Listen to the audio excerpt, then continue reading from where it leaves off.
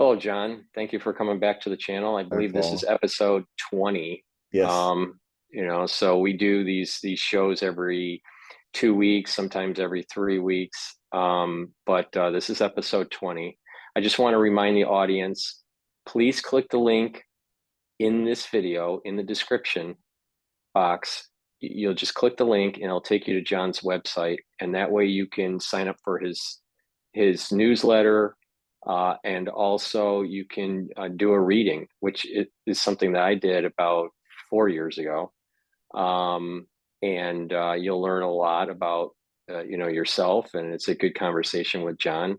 But just make sure that you click the link. We'll remind you to click the link later in the show. But before we start, for the ones that don't know, my aunt passed away from colon cancer. So this is kind of a little bit of a PSA to make sure you get a screening. Don't, just because you're healthy, or you're afraid, just make sure you get those cancer screenings, because they could save your life. My aunt passed away from metastasized colon cancer. So, take a lesson learned from what happened, and make sure you get your screenings done. With that said, thank you again for coming back to the show here, John. This is our 20th episode of this whole kind of series of Yeah. covering. How You long has know, it been? We've been doing this for over a year. we started doing these episodes. I think just it was just before. I think it was just before October 7th. I want to say September, Ah, around September, or maybe that's September right. or August, because I think it was like episode 3. Maybe was when the attack on October Yeah. 7th happened. So it was a little bit before that. So yeah, it's about a year. Yeah, With this yeah. series. This is also this is our year, Yeah. So roughly our yeah. year anniversary. And I was wondering, I don't know if maybe the audience, when they see this, can chime in the chat box. But I was thinking of actually having all the shows back to back. See, I have 7 channels, and do all the shows back to back, almost like a John Hogue marathon. you know, Yes. because each show is about 2 hours long. All right. So I could, so for 20, for 40 hours straight, I used to seven run 3.5 channels. miles every 3 times a week, but I know I did 9 miles once, but not a marathon. There'd probably be a first. So, but A it'd be a huge first, bear running 40, down the 40 road. hours for 40 hours. But that's something that's been in the back of my mind. But yeah, but we did shows before this Mhm. series, about 4 shows or Oh, yes. 5 shows before this series, during the 2020 crisis, that we did, in 2020, 2021, 2022. But okay, so um, well, this is episode 2020. There's a lot going on with Coast to Coast and your relationship with them. There's Trump. There's the long range missiles called Storm Shadow and the ATACMS, and I believe there's And the also a French. JASMs. That's the French version, Well, that's a scalp. the Scout. Okay. But there's also I'm forgive me if I'm getting the acronym wrong, but there's far longer range missiles, American missiles called JASMs. And they look similar, but they have the Storm Shadow and the Scalps don't have that long a range, 300, maybe 400 kilometers. But the JASMs, if they go in, they can go over 1,000 kilometers. They can hit Moscow, they can hit Volgograd, they can hit St. Petersburg, they can hit, and of course, fortunately today, this weekend, actually, when Friday was ending, it really looked like, oh my God, are they really that dumb in the Western leadership circles?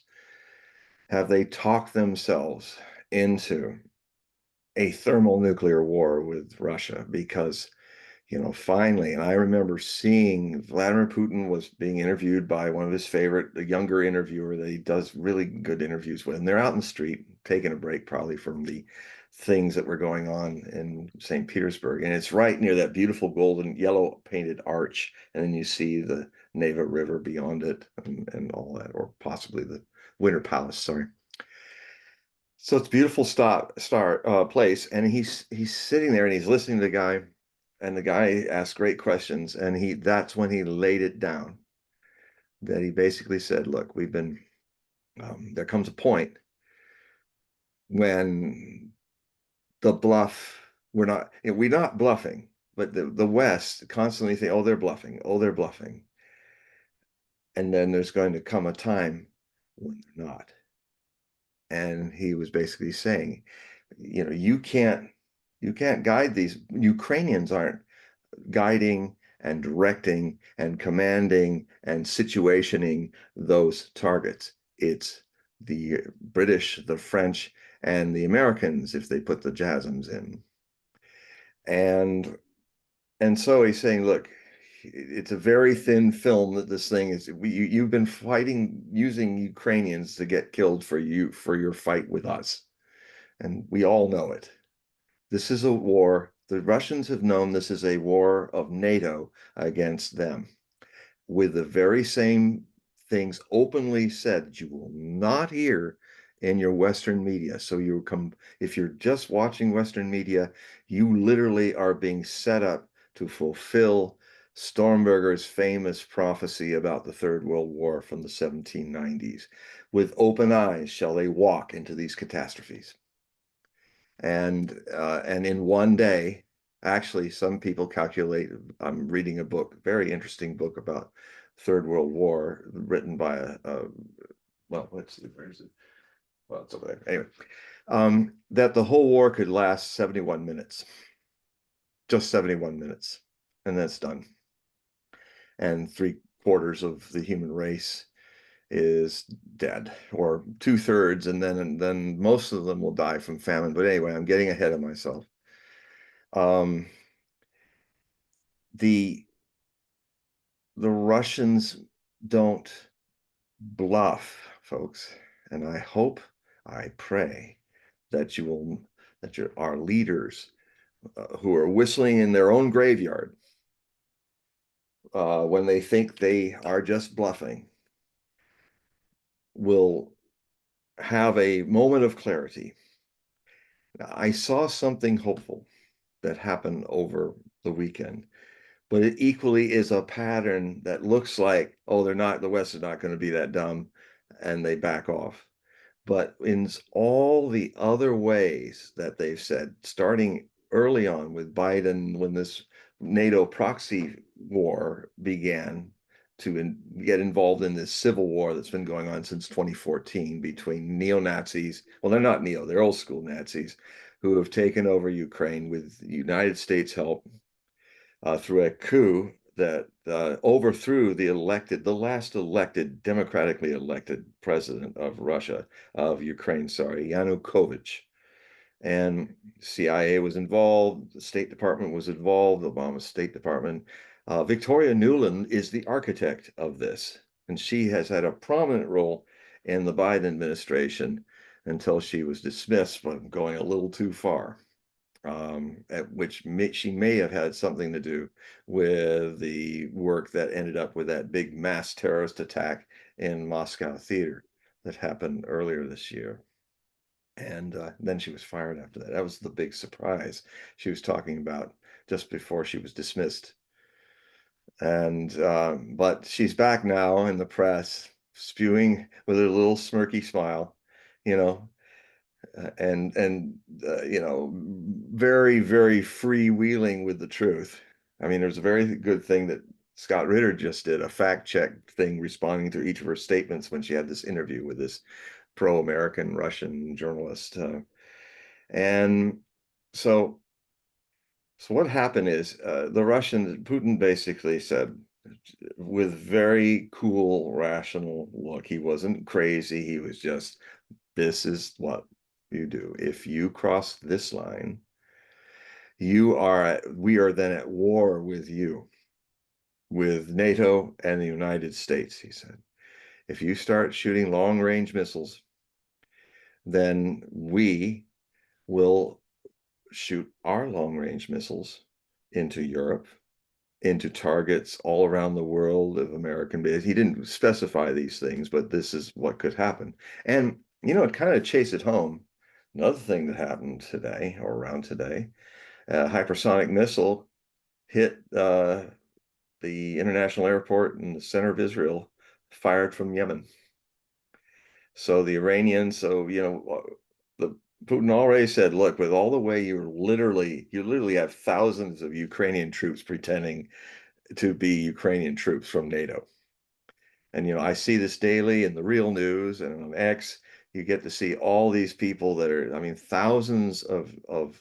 there's thousands of troops intermixed from NATO. There's a lot of officers running things. A lot of the artillery is being guided by NATO officers. And frankly, I think no one's talking about how many, but just after 2.5 years of this, when I calculate all the news of bunkers full of NATO officers being blown to smithereens, or that training camp in the beginning of the war where the first Kinjal was tested and just wiped out the camp, and like 500 NATO people and NATO sheep-dipped mercenaries. That's, in military terms, is where you come in with a NATO uniform, they dip you, sheep dip, now you look like a Ukrainian, but you're not. So um, there's I mean, almost everything that the Ukrainian army has been trained by NATO. They're literally a NATO unit in reality, if not officially. And so Russia has been very patient with this. And people wonder, why are the Russians so patient? Why are they not spouting off and going extreme like us? Well, here's the thing, and we're all alive. We're all alive since 2014 because of this. The Russians are mature people.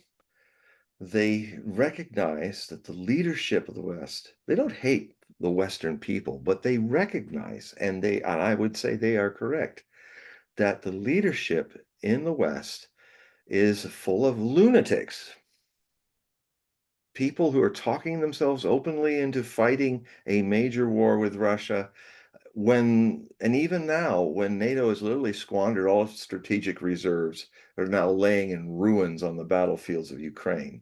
They don't have the weapons to fight this war. They literally set themselves up to have one option: tactical nukes. Because NATO can't fight with this vast, new, well-trained, and seasoned, victorious Russian army. There's close to 800,000 Russians. They started this war with 40,000 Russians going in. And even with 40,000 Russians, they ended up taking out a lot of Ukrainian units surrounding Kiev. And their goal at that time was to force a rapid move to negotiation. So that was the golden moment to negotiate. It happened, 24th of February. By March, there were already Ukrainian diplomats and Russian diplomats in Istanbul working out a solution, a diplomatic solution. I don't know if you watch the mainstream news, you probably don't even know that happened, or that there was a diplomatic move by several all the way down by the Russians, Minsk one, Minsk two, that was trying to resolve. The Russians have been trying to avoid this war for years, but the West keeps marching up to their borders, provoking. And finally, the bear had enough. And the simple thing that has to happen, which was agreed in this agreement, which was going to be signed, ironically, on April 1st. And the agreement was there's one thing the Russians need, and this World War III danger is over. That Ukraine cannot be a member of NATO. But the Allies, it's like they'd rather go to war to make sure that NATO is Ukrainian. And the reason why is as easy to understand as if you were in 1962, October, and you discover that the Soviet Union has placed in Cuba, their ally, right up against your southern coast, 90 miles off the coast, enough nukes that in 5 minutes could wipe out and decapitate Washington, D.C. and every major city except Seattle. And then it was later discovered they could take Seattle out too. You're looking at least for the nukes of that day, the potential of 20 million Americans in 5 minutes being incinerated.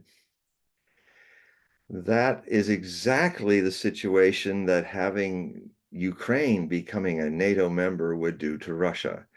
They would then have the ability to put their missiles right. Ukraine's used to be a vast part of Russia, but if it's part of NATO, you're only a few hundred miles from Moscow.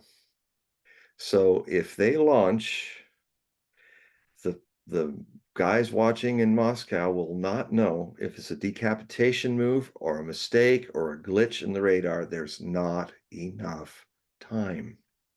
So what do? Launch everything.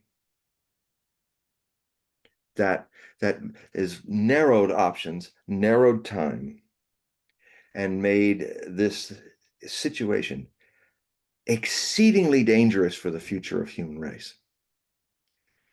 And so when this happened at the beginning of the weekend, it was like, oh my God, here it comes. Maybe even before October, it's coming.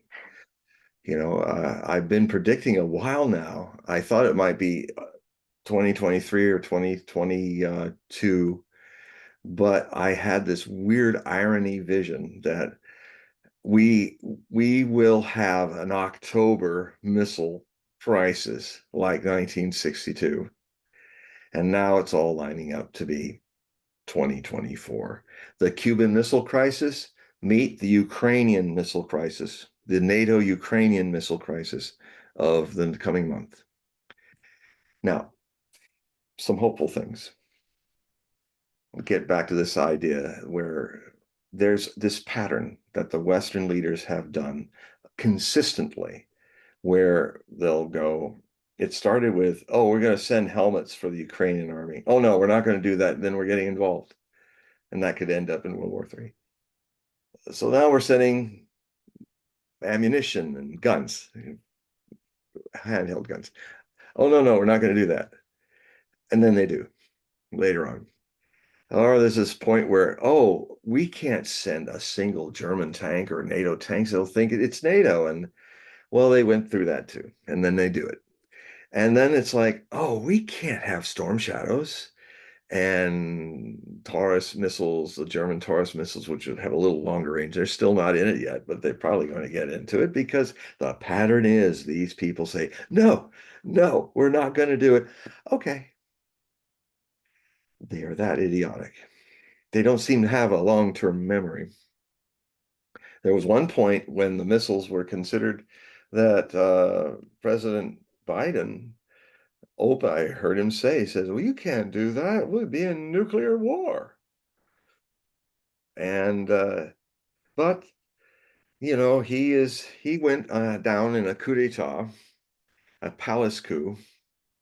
The fundraisers who control the demographic party, that's what I call it these days because of the attempt to use illegal aliens to stuff the ballots. So they're trying to demographically make sure there's only one party in the United States, just like the Soviet Union. It's a one-party system. And just like the Soviet Union, I used to watch documentaries where the Soviets were saying, oh, all our people go and vote. It's a democracy. And they have one party they can choose from, and they can pick and choose any of the people on that ballot. And of course, they don't say that there's only them on the ballot, and they're the ones you can only choose because it's one party system. So you choose, yes, you choose, but if there's no other party competing, it's just a show, it's just a sham to look democratic. Well, we're heading towards that, but that's of course I will get to that. So we had another moment where they backed off with these missiles. The United States decided, no, we can't. It was not the United States. It's something I've been saying before, other rational people, not just the Russians and the Chinese and all, but the rational people that are left in the US government are a very thin line of military officers in the Pentagon. I don't know who they are, but they seem to have, they're talking the truth to power.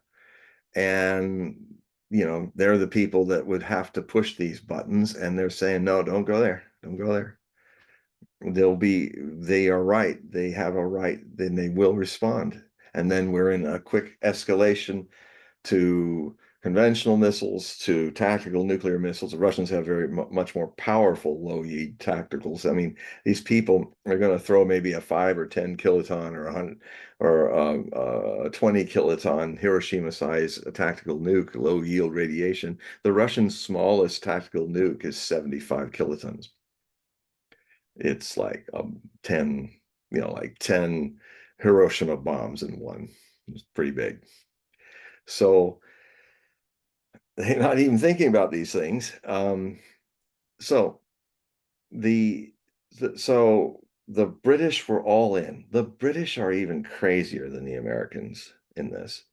And get back to the other theme I left hanging there waving at me, is that when it looked like, and literally the people, it's been admitted by the people on the Ukrainian side that they literally were starting to pour the champagne, that they got the agreement. Russia pulled their troops back from Kiev. They weren't defeated.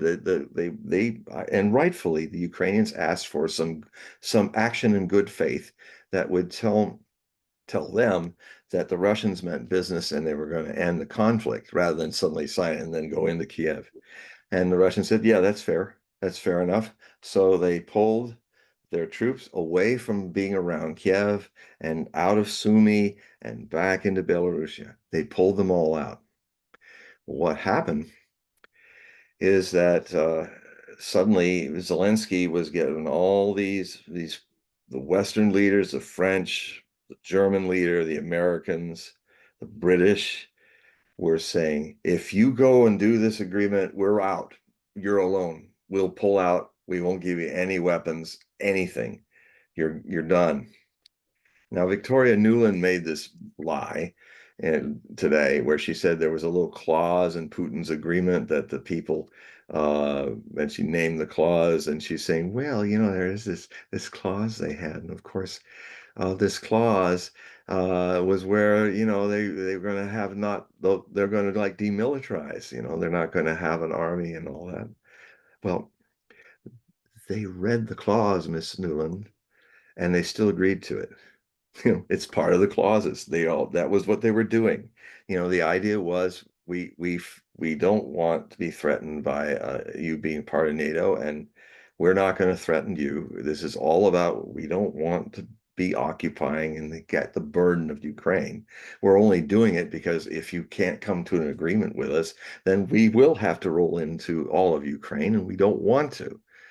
And because, that's what the Americans want them to do. Oh, yeah, let them roll in. Who cares about the Ukrainians? We don't care about them. They're just our cannon fodder. Let's see them get in there, and then we'll start some insurrection, and then they'll be all bogged down in the Ukraine. So, I mean, if the Ukrainian people knew how little respect and love they have for Ukrainian people, they are literally ready to sacrifice Ukraine. And even, the senator from South Carolina openly says it, to the last Ukrainian. Oh, yes, we'll go to the last Ukrainian. Openly.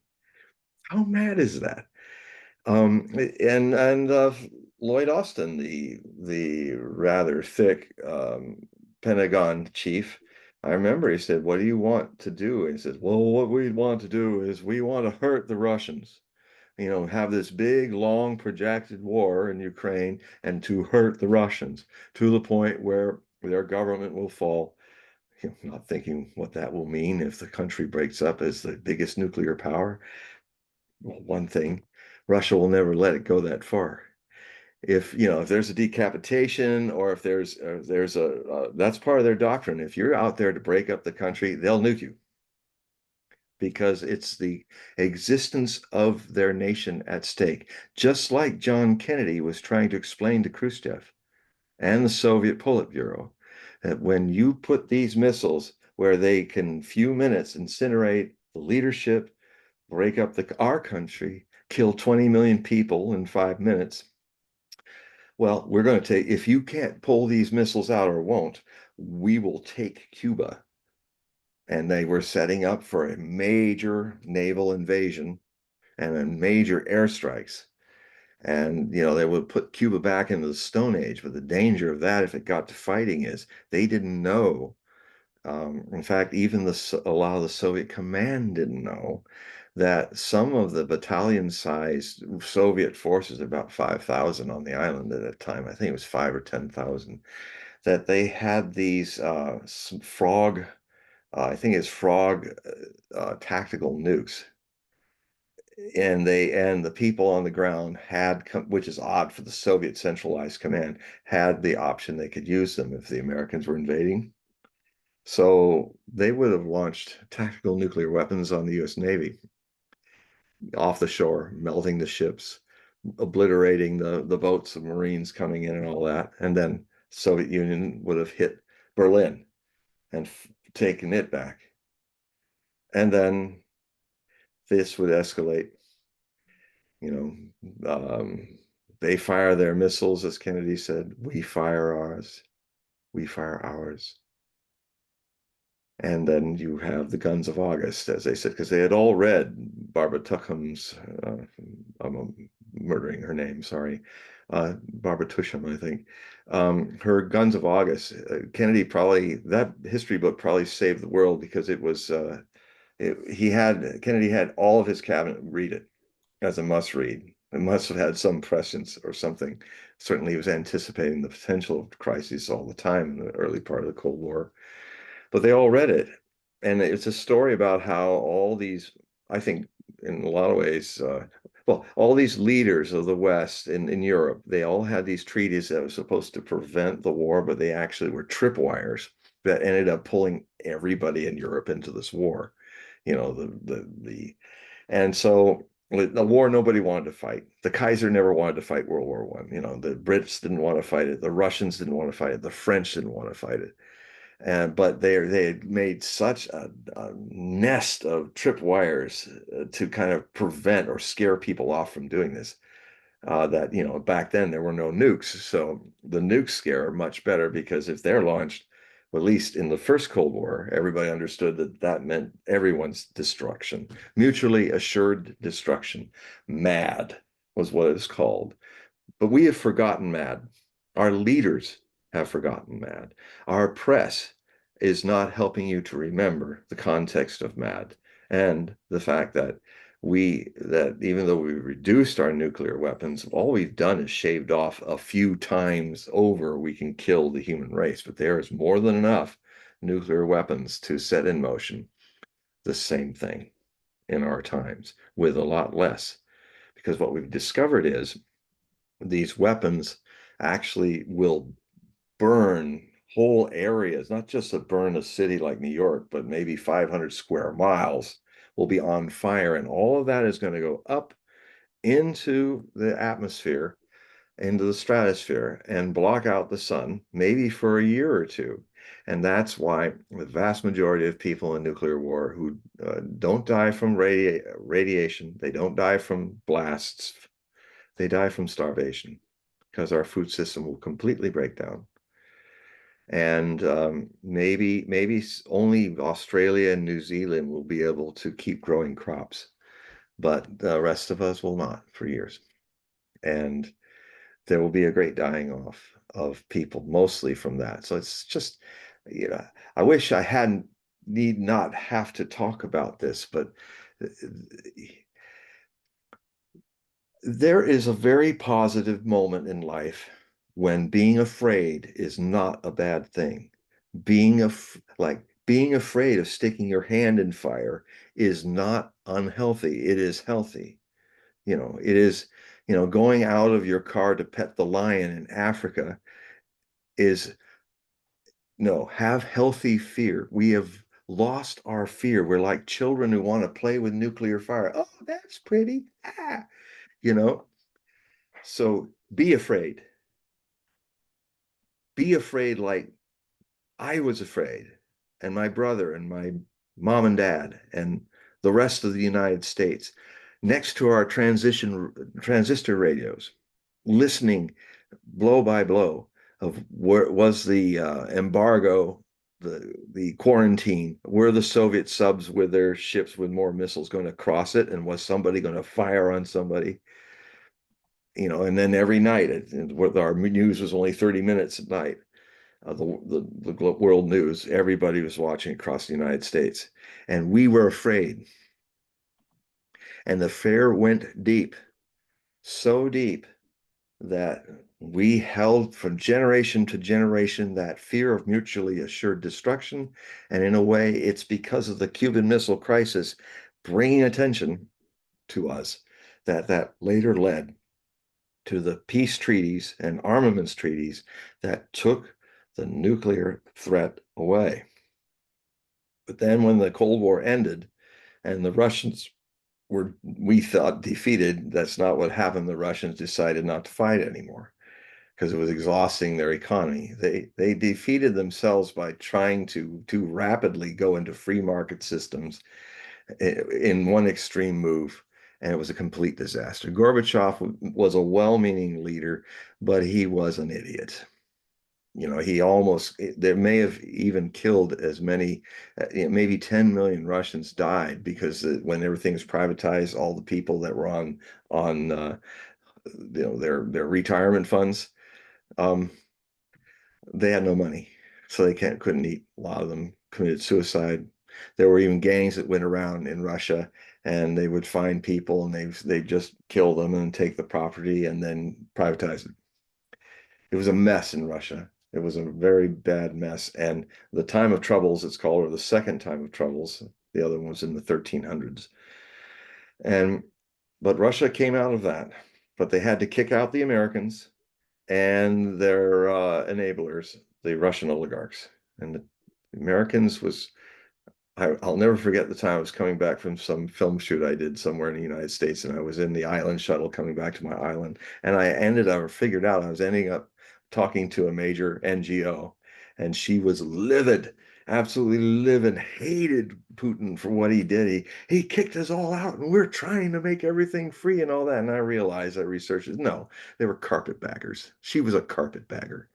She was going in to exploit Russia when it's down on the ground, and take something out of the pockets, take some money and stuff like this. These NGOs were privatizing Russia for their own profit so that they could do what they always want to do. Maybe they don't need to break up Russia anymore. They can grab all those amazing resources that a country that's 1/6 the size of the surface parts of the earth, the largest country in the world, with all kinds of incredible um, um, resources. And that's why people from the West have always been trying to take Russia down. And this time they were trying really to do it. But at last, Napoleon couldn't do it. Hitler couldn't do it. NATO wasn't yet advancing because they promised not to. But basically, the man that came onto the scene who didn't want to be the president, but Yeltsin, who couldn't run the country anymore, he was in his cabinet, Putin, and he brought him in the office and said, Vladimir Vladimirovich, you've got to take over this job.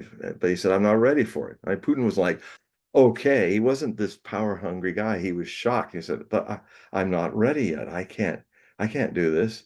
And he said, you have to, because you're the only honest man I've got. Even my family members in this grift cabinet of mine, I wouldn't trust them as far as I can throw them. And so, Yeltsin's one of those classic Dostoevsky characters where he's a drunk and he's got a lot of faults, but he had his moments of bravery and he had his moments of clarity. And it was one of the greatest moments of clarity for the sake of Russia. He knew something even Putin didn't know, that this guy could fix it. It took a long time. But now Russia is resurrected from all that terror and exploitation by American MGOs, and it is now risen again as a major power. It has an industrial base that we have lost.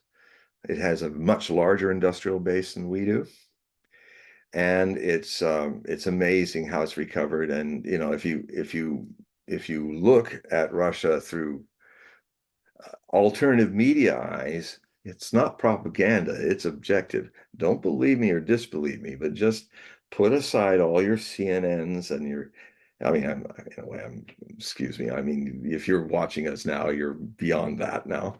But there may be new people amongst you watching this. So I'm not talking to the core audience.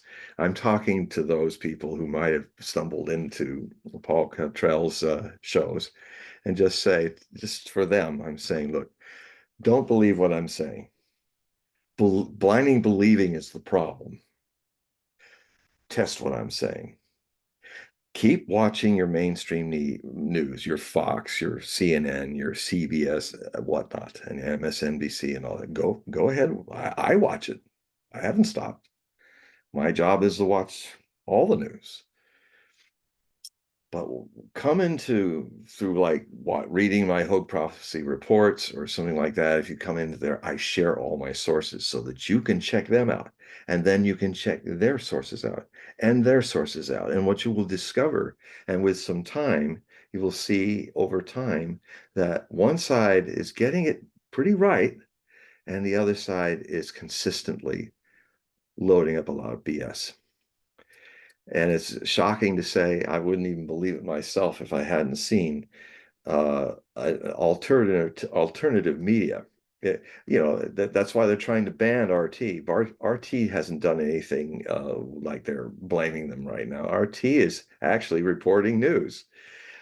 Oh no, you can't report news. They're pulling this Russiagate thing again. It's so boring and it's so ridiculous. So RT is being sanctioned mainly because they do journalism, and the Americans that have worked with them do journalism. Yeah, but don't believe me, just go and check it out. RT.com is still they're not able to cancel it out, so just type in rt.com and watch for yourself and take a little time to check it out.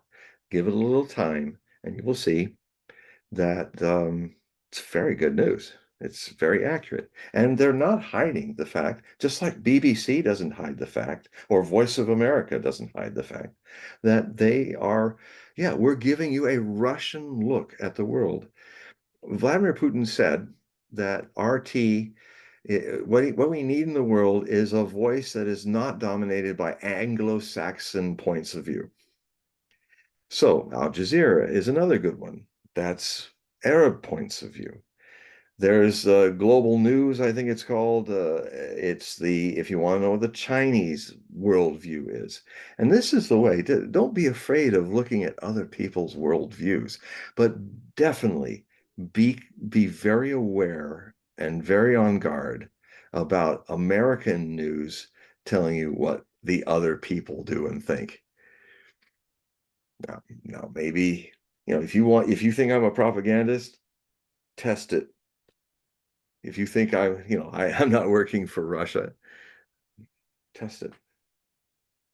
One of the things that makes me so accurate in my forecasts, so I contend, is that I am following trends in the future based on sources that are consistently accurate. And it's just like what Salenti does with the Trends Journal. Very good magazine, by the way. I highly recommend it. He does exactly the same thing.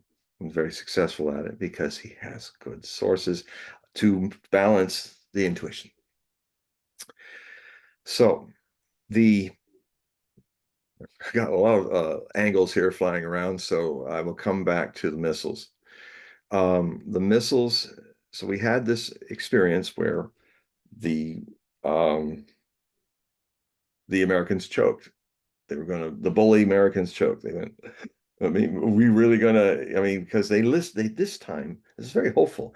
This time they started listening to Putin when he said this before, but this time it kind of stuck. And so they kind of went, well, I don't know. So the Americans bugged out. The British government is furious. uh, Starner's, the Prime Minister Starner's government was, I would guess it was a lot of hot words on Saturday about all this. And on the press conference, there was also that. And Biden was a bit ornery old man as well. And what was pissing everybody off was that the British really wanted to launch their missiles. My God. Um, so, but there's this pattern, as I said before. Everything they say, no, they'll never do. Give them time. They do it. They escalate. So what would be the next milestone, that the next new abnormal that would shock them and panic them to do it? Well, I think that's coming in October. I think it is. What's happening is that Ukraine is beginning to unravel. The Ukrainian army is really falling apart. It is now a slow moving avalanche. It's not a few pebbles. This is the way war of attrition goes. It takes, I've said before, you have the Richmond Petersburg line at the end of the Civil War of the United States, 35-mile entrenchment of the Army of North Virginia, with a much larger army of Grant trying to extend the trench line farther and farther until the Confederates were too thinned out to hold the line, even though it was dug in with picks everywhere and stuff. And so didn't have barbed wire then. Uh, and then when it broke, it took 9 months and 2 weeks of holding, looking like nothing was happening, except a lot of people were dying on both sides of the line. And then suddenly, within 3 days, the whole line collapsed. And something like that is usually what happens in such a war of attrition that we're seeing, and it's beginning to collapse. But as we get into October, it will. I think it'll be full on. I hope that even the leaders in the West will have to finally admit that Ukraine's not only in trouble, Ukraine has lost. Give it up. Let the Russians have their terms. And because they don't want the rest of Ukraine, but they are ready to go all the way to the Polish border and the Romanian border if they must. But it's get away with losing Odessa and everything east of the Dnieper River is probably going to be asked for, because that used to be all part of Russia. Ukraine is this artificial country that was created by Lenin. One of the biggest mistakes Lenin ever made. And Putin, is the guy talks about it, really rails at Lenin, the so-called communist president of New Russia, who is actually a capitalist, not a communist, and he is a Russian Orthodox Christian, and also an eighth degree judo master. So, all this talk about him being Stalin and all that. Well, they just hope that you don't check facts. Like so many sheeple in the world don't. They just go on with their sheeple lives, and also just people. I got my own life to live, and this is all overwhelming. So that's the way these, to be fair to the sheeple I'm calling sheeple, is, people, we don't have governments that think about us. We have governments in the West that want to act like aristocracies, and we're the peasants. The overlords of us want us to be overwhelmed.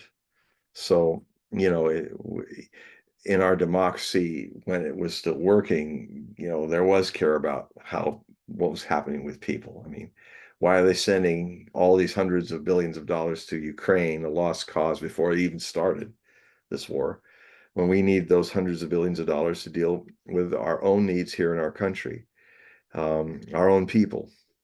And that's all been forgotten, because this country has been under a deep addiction in two ways, two industrial complexes: the SIC, the Sickness Industrial Complex, and the MIC, the Military Industrial Complex. And if you're addicted to war, it makes the most money and power for you. You're not a friend of peace. That's bad for business. So there's this, even when we're dealing with reaching a point of nuclear clashes, which would end the military industrial complex, not a good business move.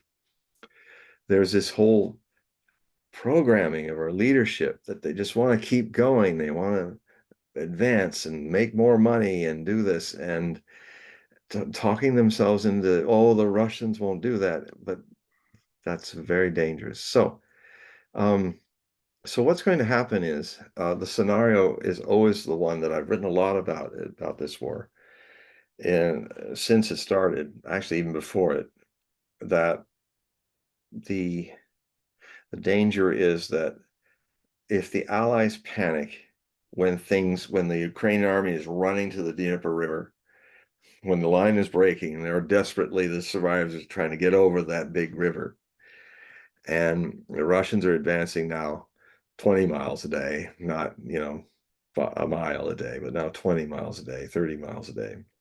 When it suddenly becomes fluid and they're chasing the Ukrainians and they're surrendering in droves. And the other thing that's concerning me is that, this could have been negotiated, but because it was negotiated, and because then the European allies came in and pressured Zelensky to rip off that April 1st, it became an April Fool, that treaty, which could have ended the war in 6 weeks.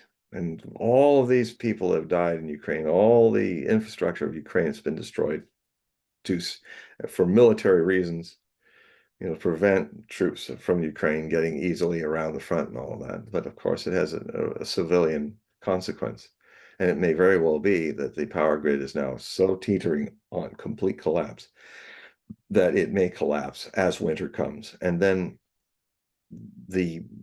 nobody is going to be able, in a cold Ukrainian river or Ukrainian um, um, apartment. There's a lot of high rises in Ukraine. It's going to get too cold. So millions and millions of all those who haven't left already are going to leave Ukraine. Ukraine's going to be empty, sufficiently empty to not be able to really exist as a functional nation. So it's over. It's over. I don't want to see that happen, but it's the Russians have always been willing to negotiate, but it's got to be real negotiations. You don't have this comic come up and say, well, here's how we start this negotiation. Even though you're winning and taking all this territory, we won't talk to you unless you abandon all that territory and give back the Donbass and give back Crimea from 2014. Then we'll deal with you. I mean, that's an idiot talking as if he thinks he's winning this war.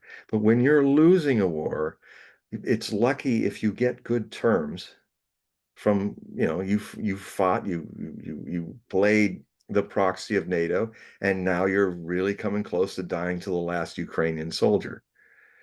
And rather than turn on the West, which has just been exploiting Ukrainians, they don't give a damn about Ukraine. They're just cannon fodder to get their goals to take down Russia, but Russia has gotten stronger. Its economy has gotten stronger. Its army is now, the most powerful, seasoned, and experienced army on the planet right now. And NATO hasn't been in a real war, well, since World War II, a big European war. Uh, so, and like I said, they've given all the hardware that the military industrial complex makes, which is not purposeful, but profitable. And everybody in the world has seen that all our great weapons, when they're in a real war, break down, they don't work, and they're pathetic on the battlefield. These tanks, these Abram tanks, the Challenger British tanks, the German Leopard tanks, they just burn real good. They're terrible. You look at the Russian gear, it works. It's purpose related. It's not profit, because the military industrial complex want to make sure that they build things that have too many more things they got to do all at once, like even wipe your face or something like that while you're shooting, turn on the radio, and too many functions all in one, like our F 35s, and a only a 1/4 of them at any time are actually functional. The other 3/4 are in various repair and problems. So, when you build all these very expensive jets and only 1/4 of them are functional, there's something wrong with your military industrial complex. There are people corruptly making a lot of money, and you don't have proper defense. So these are the real issues to look at, and maybe what's going to happen is that I hope that the leaders of the West are actually bully wimps. That it's I'm hopeful for what happened this weekend that's going to happen. They're going to choke when it comes really down to thinking about launching a tactical nuke. They're going to choke. They're going to get a little nervous and realize, well, maybe that's the end of me. And since I'm a bully wimp, I'm really a coward. And maybe the coward will wisely step in and pull the shaking hands away from the doomsday button. That's possible. I'm rooting for that future, but we'll see. Um, because they're going to be in a place they've never been before, losing NATO's whole credibility. Stoltenberg doesn't say too many things right before he left as head secretary, general secretary of NATO, but before he throttled his way off the stage, um, he did say something true. Says if Ukraine loses, NATO loses. That's true. And I would even say NATO may even break up. So, so here you have this whole deep, astrologically speaking, I've said this before about the 7 times that Pluto, in its position when America was born, we've since 2021 up to October, the coming month, Pluto has moved forward and backwards on its natal position in Capricorn at the U.S. birth in 1776. So our whole history, our whole life cycle has been one orbit of Pluto, the United States of America. And now, because Pluto has returned and now is moving, it'll move. This is the last time in the third week of October is when Pluto will have touched its natal position, and then it's not going to do it again for 248 years. So what then is beginning is Pluto is going to soon start moving into Aquarius. And what happened with the American Revolution, as apparently happened when Pluto was in Capricorn, when Jesus was teaching, that the the seed of a new religion, the architecture, the theory, just like the Bill of Rights or just like Jesus's 3 years of missionary work, laid out the dream, laid out because even for America, they had the dream, they had the Constitution, but they had to now live it.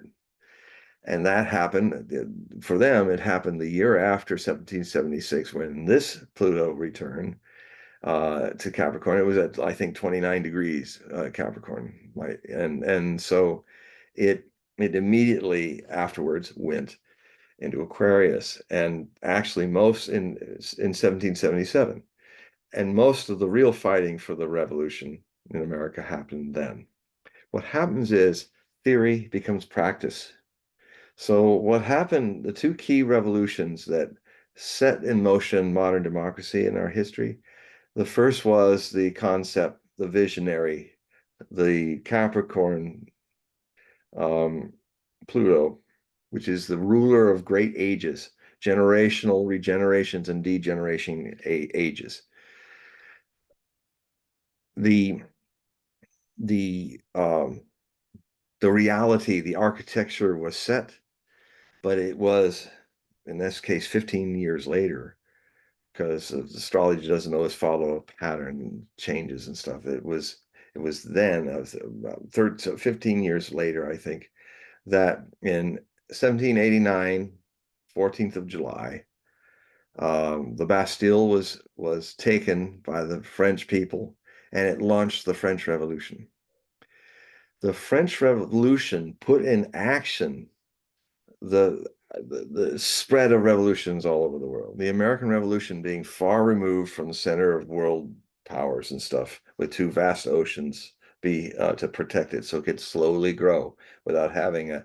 None of our neighbors were big powers. We were the big power, so we that has its bad sides too. But the good side is that we didn't have like Britain right on our border, Russia right on our border, like happens in Europe.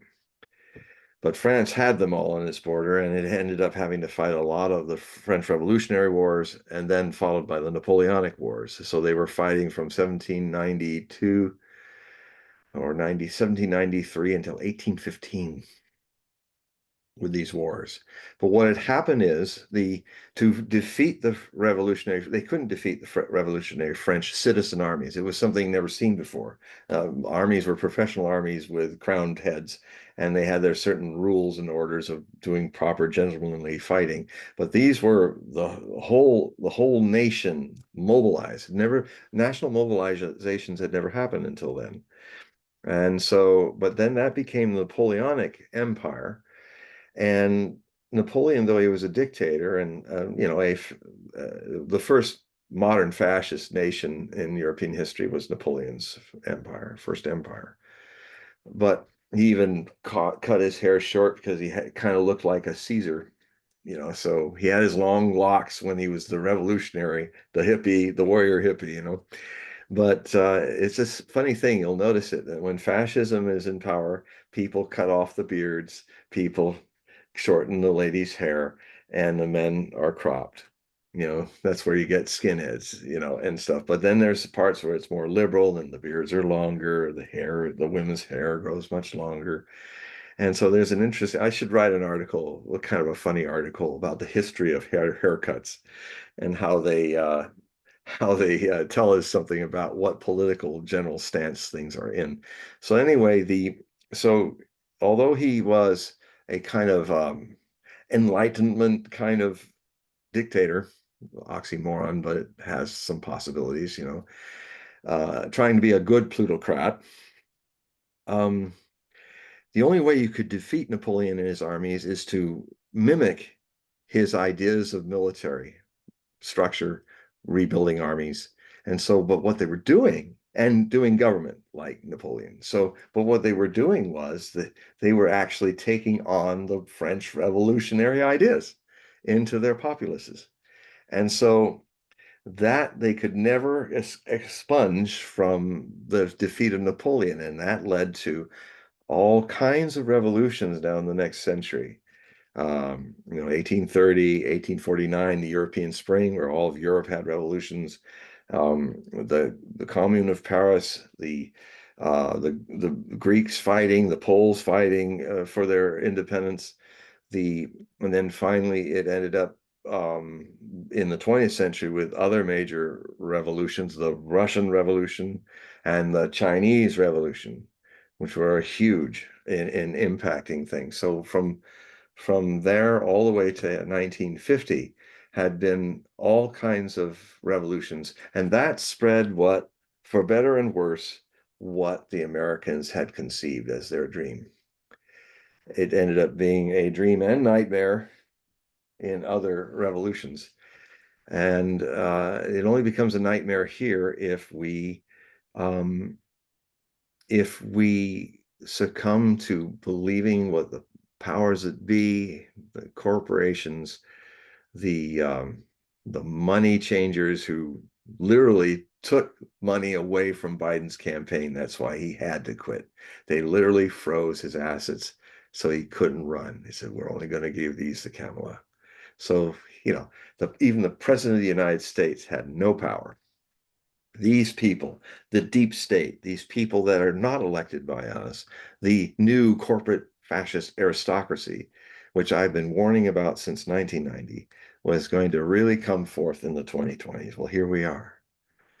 And many of the things that I've predicted, and it's in print, it's in my 52 books, it's in my thousands of articles, it's all documented. If people want to study it, you'll find that my accuracy rate is around 80 to 85%, which is very good. because there's things change with the future. 100% accuracy on everything is always bogus. I mean, that's why I looked at all these 75 papal prophecies attributed to the Irish saint Malachi from 1138. I was very suspicious when I wrote The Last Pope, which I'm renewing now, updating. That was one of my most successful books. It made me #1 in Amazon for several weeks, as did my the complete prophecies of Nostradamus, or Nostradamus, the complete prophecies that came on after 9/11. I was also several weeks on one, the #1 book from that. So I've been in that rare cadre of authors for a bit. But what happened? Let's see, I lost my thread. The papal prophecies were discovered in the mid 1590s, and these prophecies attributed to Saint Malachi. But when I saw that all the main ways you could predict them in the Latin mottos to name either the Pope or a main figure that was against the Pope, or a thing the Pope did, or his Christian name, or his papal name, etc., it's 100%. So I went, no, this can't be. This has got to be somebody writing in the late 1500s who now will see, because there's 35 mottos after this thing emerges, sandwiched in a book by and they see it, and so it is. So I looked at the 36 papal names left. They're 90%. First few were a little wobbly, but as they go farther into our times and into the 21st century, they're even more accurate. Shockingly accurate. I don't know who this person was. It wasn't Nostradamus. All the patterns of his work show it wasn't him. I don't know who he was, but he was a damn good prophet, because it is possible to be 85, 95% sometimes on things, but to be that, the majority of them were like that. So he hid behind the name of Malachi. He didn't need his ego to be petted for doing this. And probably because he's probably in the church, if they knew who he was, he probably would have been burnt. So, but he needed to get his prophecies out, so he hitched them onto an already famous Irish prophet. And so I'm the only, and now a lot of the books are saying that. Nobody seems to attribute the fact that I actually was the first one who discovered this in 1998, but that's okay. I'm just glad the knowledge got out there. And so that, so these are the things I was looking at, and I was looking forward actually as far back as I think it was far back in sorry, I'm dealing with century changes things. I'm going to old bad habits of saying 19 rather than 20. I'm dyslexic. Back in 2023, I started to have a very strong premonition. I think it was in October. Well, no, it probably was, no, it was in May of 2023. And so I had, I've been consistently on Coast to Coast AM since 1994. 10 years of Art Bell, 20 years with George Noory. And this thing we do, it's a good thing. They always ask, this is common, it happens in a lot of where you list the things you want to talk about. And sometimes you even kind of make it almost like a script, so that you can so the host can kind of look at the stuff, and kind of, as the show goes, it flows a certain way. It doesn't flow the way the script does. So you pull that one, you mark that one off, and you do another one, you mark that one. It's all fine. There's nothing wrong with that. And for 30 years plus, I have been scripting these shows with talking points with no problems. Controversy was not a problem. It's what made Coast great. at least my involvement with it. But then I was really, I have a show finally on, but I'll get to that. But the things that I wanted to talk about Thursday when I'm on Coast were things I wanted to talk about back in May of 2023. Uh, and it's some of the things I'm sharing with you now is the dangers of October 2024, the reckoning of this, where the defeat is what will NATO do when it's in an uncharted water, where it's lost. Its proxy was defeated, and so was it and America. What are they going to do? How will they handle? Will they have a breakdown and launch and go crazy and do stupid things? Will they suddenly start putting all caution aside and trying to do something to get out of the hole of defeat, do something rash? Second guess the Russians one last fatal time for the human race. It's tough stuff, but folks, if you hide your head in the sand when your house is on fire, your house is going to burn down. So pull your head out of the sand and put it out, you know. So, I've often, it's scary what I say and controversial. Art Bell used to struggle with it all the time I was with him, but Art Bell believed in free speech. And but at least he openly, had his catharsis with me on his show. He was out there. Yeah, that's his freedom to do. I admired it, and I shot it down oftenly, but I admired him for doing that, admitting that you scare me. I got these really dark people in the government that really don't want you on the show anymore, and they said, "Don't let that guy on." That was going on all the way back in the 90s, and so. Um, so I called one of the two producers. There's Tom Danheiser, who does the booth and oversees the show, and then there's also Lisa Lyon, who is kind of the person who is the person you go through to be on the show. And for 20 years, uh, same crew. All of my things, I do 3 to 4, even sometimes 5 shows a year. So everybody at Coast are expecting me to show up every 3 months, 3 to 4 months, because I have for decades. So I'm telling her, I really got to talk about these things that are important. And because we were doing ever since 2014, in fact, she hasn't even changed the text yet. It's still the same text from 2014. I try to do new ones, but it always ends up being the same for when you want to look at what's on, what's the next show is coming. You'll see it now. It's not been pulled off yet. That John Hogue does his prophetic warnings, because back when 2014, the coup where the fascists took over Ukraine and they started to get ready to ethnically cleanse all the Russians, and then that ended up in this civil war. That was when I've been watching all my career with Nostradamus. I was watching very carefully any sign that would show that the prophecies of the eagle kings of the north, the great brothers, the great eagle kings of the north, would be engaged.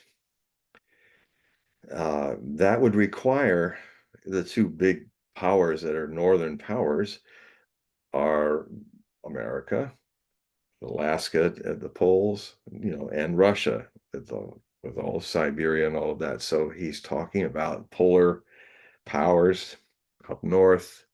Well, we're one of them, and so is Russia. It's possible that he misread Canada as being part of it, because we had all our radar stations and stuff up in Canada as well. So he might have seen that as well. Um, that's a possibility.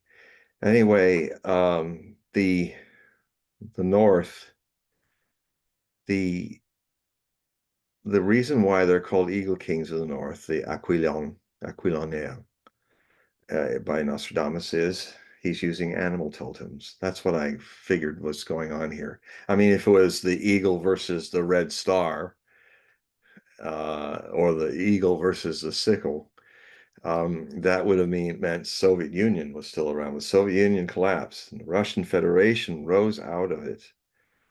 And it is not the Soviet Union, and it has a totem of a two-headed eagle for the presidential seal. You know, Nostradamus would just call people kings. He didn't try to figure out why we call people presidents. It's like he looks like a king. And so he's talking and writing these things in the mid 1550s, 4.7 centuries ago. And he's so there will be two eagle kings that will have totems of eagles. What is the totem on the presidential seal when you see the president speaking on the podium? A bald eagle. What do you see when the Russian president is speaking at a podium? The two-headed eagle of Russia. Indeed, the Russian president has his own flag. The tricolor of Russia is just empty of anything on except the tricolor. But when the president is in town, it has a golden double-headed eagle on it. It's to show that that eagle king is in town. So these, I wanted to go through and detail these prophecies, but I got this answer from Lisa Lyon. She said, "Oh, we don't want to talk about Ukraine. We don't want to talk about the dangers of World War III and all that. It's too scary." And you know, and saying my role is a warner. That you know, that's what I've been doing for 30 years on Coast. I'm trying to make people aware. So this is exactly the red meat that we should be talking about. If you're afraid, it's if you're going to feed fear or try to pretend your house is not potentially on fire, you're not doing a service to humanity or yourself. You're not helping people. Like I said, it's sometimes necessary to get scared. And if you get scared, like we did in the Cuban Missile Crisis, I think right now we need to get a little scared about the new missile crisis in Ukraine that could happen. Because this time, there aren't rational people on both sides of this conflict, of this potential conflict. One side has gone gaga, and it's the West. We're alive because the Chinese and Russians are not being provoked as much as they can. And that's being viewed by these crazy people in our governments as weakness. So it's a very dumb move. It's like a kid with nukes. Oh, well, just keep poking, just keep poking. Well, there's going to come time when the bear's going to bite your head. And it will happen if you keep provoking him. So I wanted to talk to 20 million some people in all across North America on 650 radio stations of Premier, across the Caribbean, Armed Forces Radio, and on internet all over the world. So it's a big audience. Not my biggest audience, actually. My biggest audiences have been 150 million people, 64 million people in Russia, and 54 million people in Russia. CNN, when I was live on CNN International doing Europe and Africa, they said it was 1 billion. I thought they were inflating it, but it could have been 500 million watching it at prime time. With Charlotte Church, I think was actually one of my favorite anchors before CNN went south. Um, and it was on Nostradamus's 500th anniversary of his birthday. So it was around around 23rd in Gregorian calendar of 2005. That was my biggest audience. So I've talked to hundreds of millions of people. I've talked to tens of millions of people in the United States. So it's a potential. I mean, one of the best things I think that happened in my life as someone trying to bridge a warning to the future that's positive is that I spoke to eventually on 4 shows that I did from 2017 to 2019 in Russia at the New Year's, doing New Year's predictions. I ended up doing all their major networks. Channel 1, that was the biggest with 64 million. That's when I talked about Edgar Casey's prophecies and how that Russia had something it was going to do long after Bolshevism was gone. He said this, Casey, in 1944. He started saying in 1932, 36, and 44. There were 3 entries of this. I'm, and I presented them to the Russian people and saying, now it's up to you to define what that hope is. I said to the Russian people. And I said it years before we were, but the 2020s were starting. I said, I fear that there's going to be the danger of a world war. And you're the hope of the world that it doesn't blow up.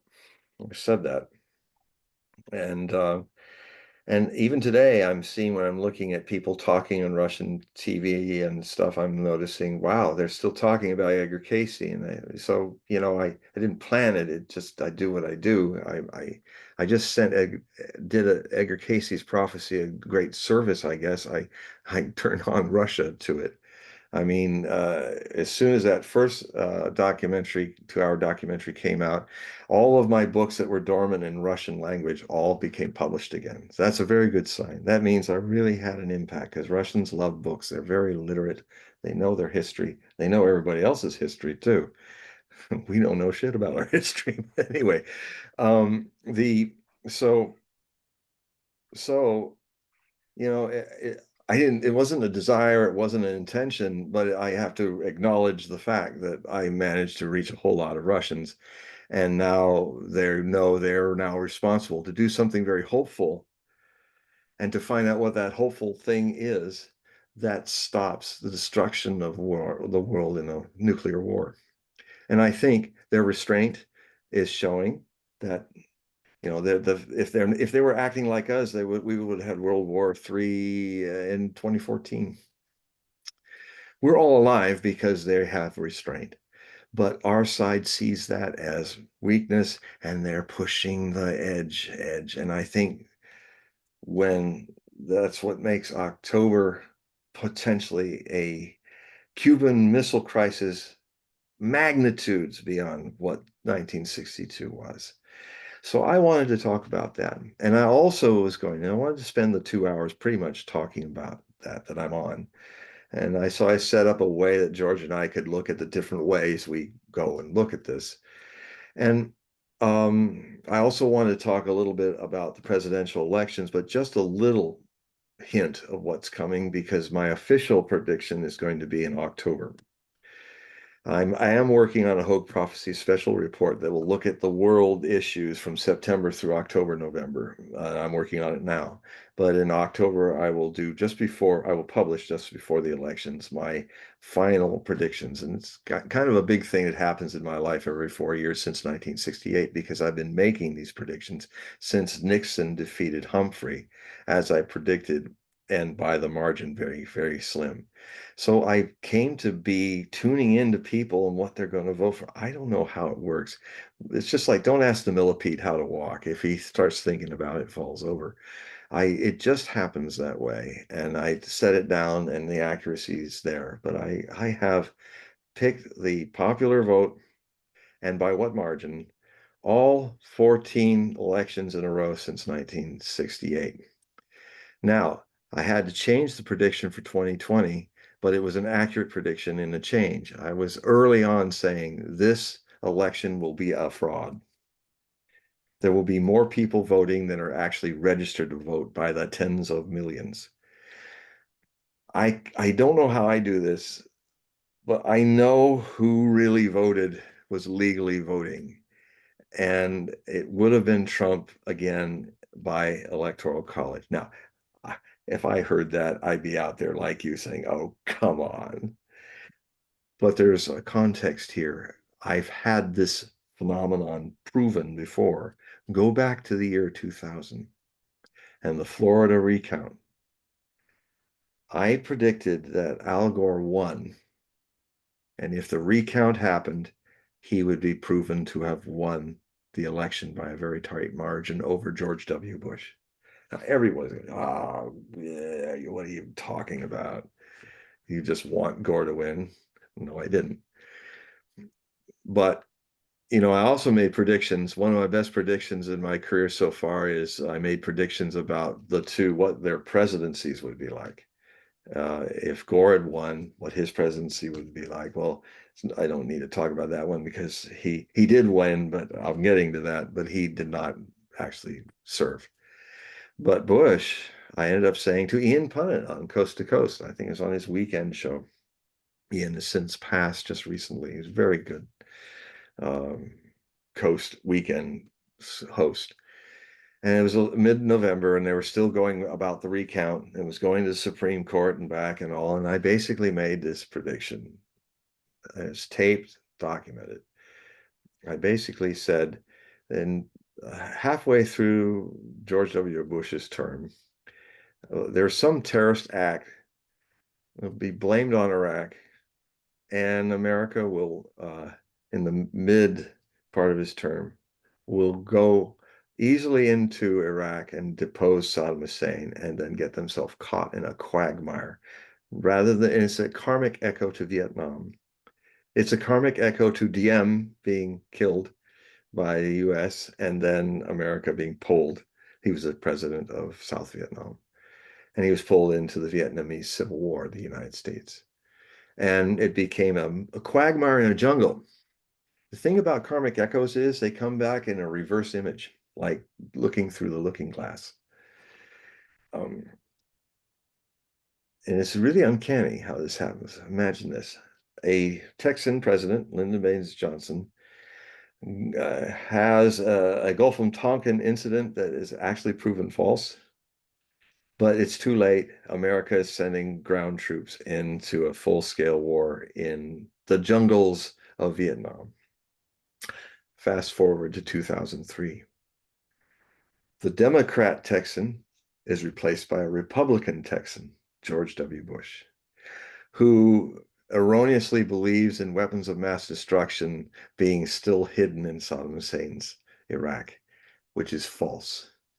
Before proving it, America invades and suffers 8 years of a quagmire, not in the jungle, but in the quicksands of the Middle East. So it's in my writings, I have more time to talk about all these amazing patterns that keep coming back in reverse. And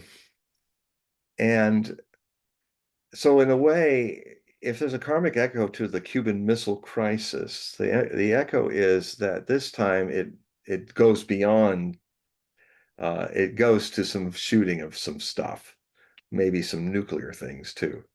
But there's not a really rational head, but maybe fear of survival, maybe even a mediocrity like Biden or demented man, or if it's Kamala Harris, maybe fear of losing your life and everybody near and dear to you might be enough for these people to wimp out and not do what they think they're doing. And the other thing is that now it's the Russian who's Kennedy, not the American. Putin is as significant a world leader as Kennedy was. And now a lot of people are going, oh, come on. Well, this is the occupational hazard of being accurate in prophecy. You say things that are politically incorrect, things that make people say, that can't happen. And it's not that I believe it. I'm just the messenger. I don't sometimes most of the time I don't believe what I'm coming through me, but I've done this long enough to see that, well, I'm the messenger, so it doesn't mean people just automatically think that I want these things to happen. No. Um, so but that's happened to anybody that's been in this field that's accurate. And, kill the messenger, be angry at the messenger, but all the best thing to do is just go, well, that's kind of weird, but I'll keep my eyes and ears open and we'll see what time and events do to be the judge of your prophecy. That's a rational way to look at it. And then if it's true, and if it's not true or partially true, we all learn from that. I learned from it too. Things change. That's why I document it. So I learn. And everyone else can see there's a record of it. So the worst thing that can happen, in my view, is a place where you go on a show and the times have changed. My controversial appearances is one of the longest lasting guests one of the top guests of Coast to Coast. I'm like the last one that has been this long with George Nuri and Coast, coming every 3 to 4 months. But when I ran into this wall of, well, can you censor yourself a little on this about this and that? We don't want to talk about that. Back in October, oh no, May, it was May of 2023. I was just like, wow, it's finally happening at Coast even. This intolerance for thinking out of the box if it's not the proper thing to say. Even in prophecy, we're trying to pretend it's going to be, oh no, it must be this. And there's a lot of people on that show, I contend, that just they say whatever they need to do to keep on that show. I mean, case in point, Ed Dames. Ed Dames is on. He's one of the oldies. He's one of him and Ed, me and Ed. But Ed Dames is famous, in my opinion, for being a remote viewer who somehow has the charisma to keep an audience believing in him and be consistently wrong all the time. I don't think he even has 20% accuracy, but he's amazing. He manages to keep going, but he's terrible at prophecy. He's a remote viewing, which is real, by the way. I do it. It happens to me is a better way to say it. I is out of the way when it happens. It's he's giving a bad name to remote viewing. It is real. But anyway, he's a character and he manages it. He has his following and George loves him and he comes on. He's one of the few from the early days that are still doing like me. Now, George is so anyway, I'm a bit chest-fallen. I don't know what to say or do. I'm just watching myself feel that way. And then she says, well, and I'm just saying, look, this is important. This is important. Your life may depend on it and the lives of other people. It's an important message. And she said, well, I don't know what to do. Why don't you talk to George? On his email. Just email him at George at coasttocoastam.com. I went, okay. I hang up my landline because I do radio. I have a landline, which is better sound.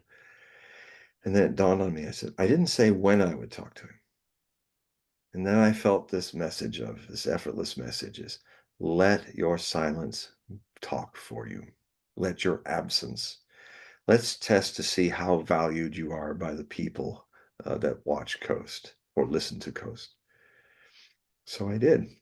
I plan not to call them again until they call me back or never. So 6 months pass. It's December. Suddenly, after that bad experience, here's Lisa Lyon again, out of the blue, going, hello, John. How you doing? George wants to have you on the show again. It's like she's like inordinately cheerful, which is a classic psychological. She remembers what happened before, the big buzzkill. And so now she's like, I've never heard her. So, hello, how you doing? And it's like, and so I'm going, okay. So I said, all right, I'll do the show on the 20th of December.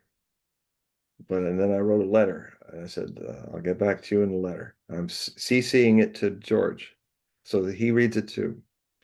I said, I have a condition. Never ask me to self-censor again. Never. It's not how this works. It's not how I will work with it. I have a big no for that. Because, it's like saying, oh, what's coming through the Medium channel? Oh, well, if that comes in, don't say that. Doesn't work that way. It's just like when I almost got to speak before ARE in Virginia Beach with the Edgar Cayce Institute. And the person who was the go-between, he was sympathetic to me, so he knew what I would say. But I got the message from all the old ladies and men in ARE. They said, we'd love to we'll pay his way to come and lecture at our place. About the future of America and the world and the countries and all that. But please tell him not to talk about politics. You see what's missing here? What is the United States of America? It is a political construct.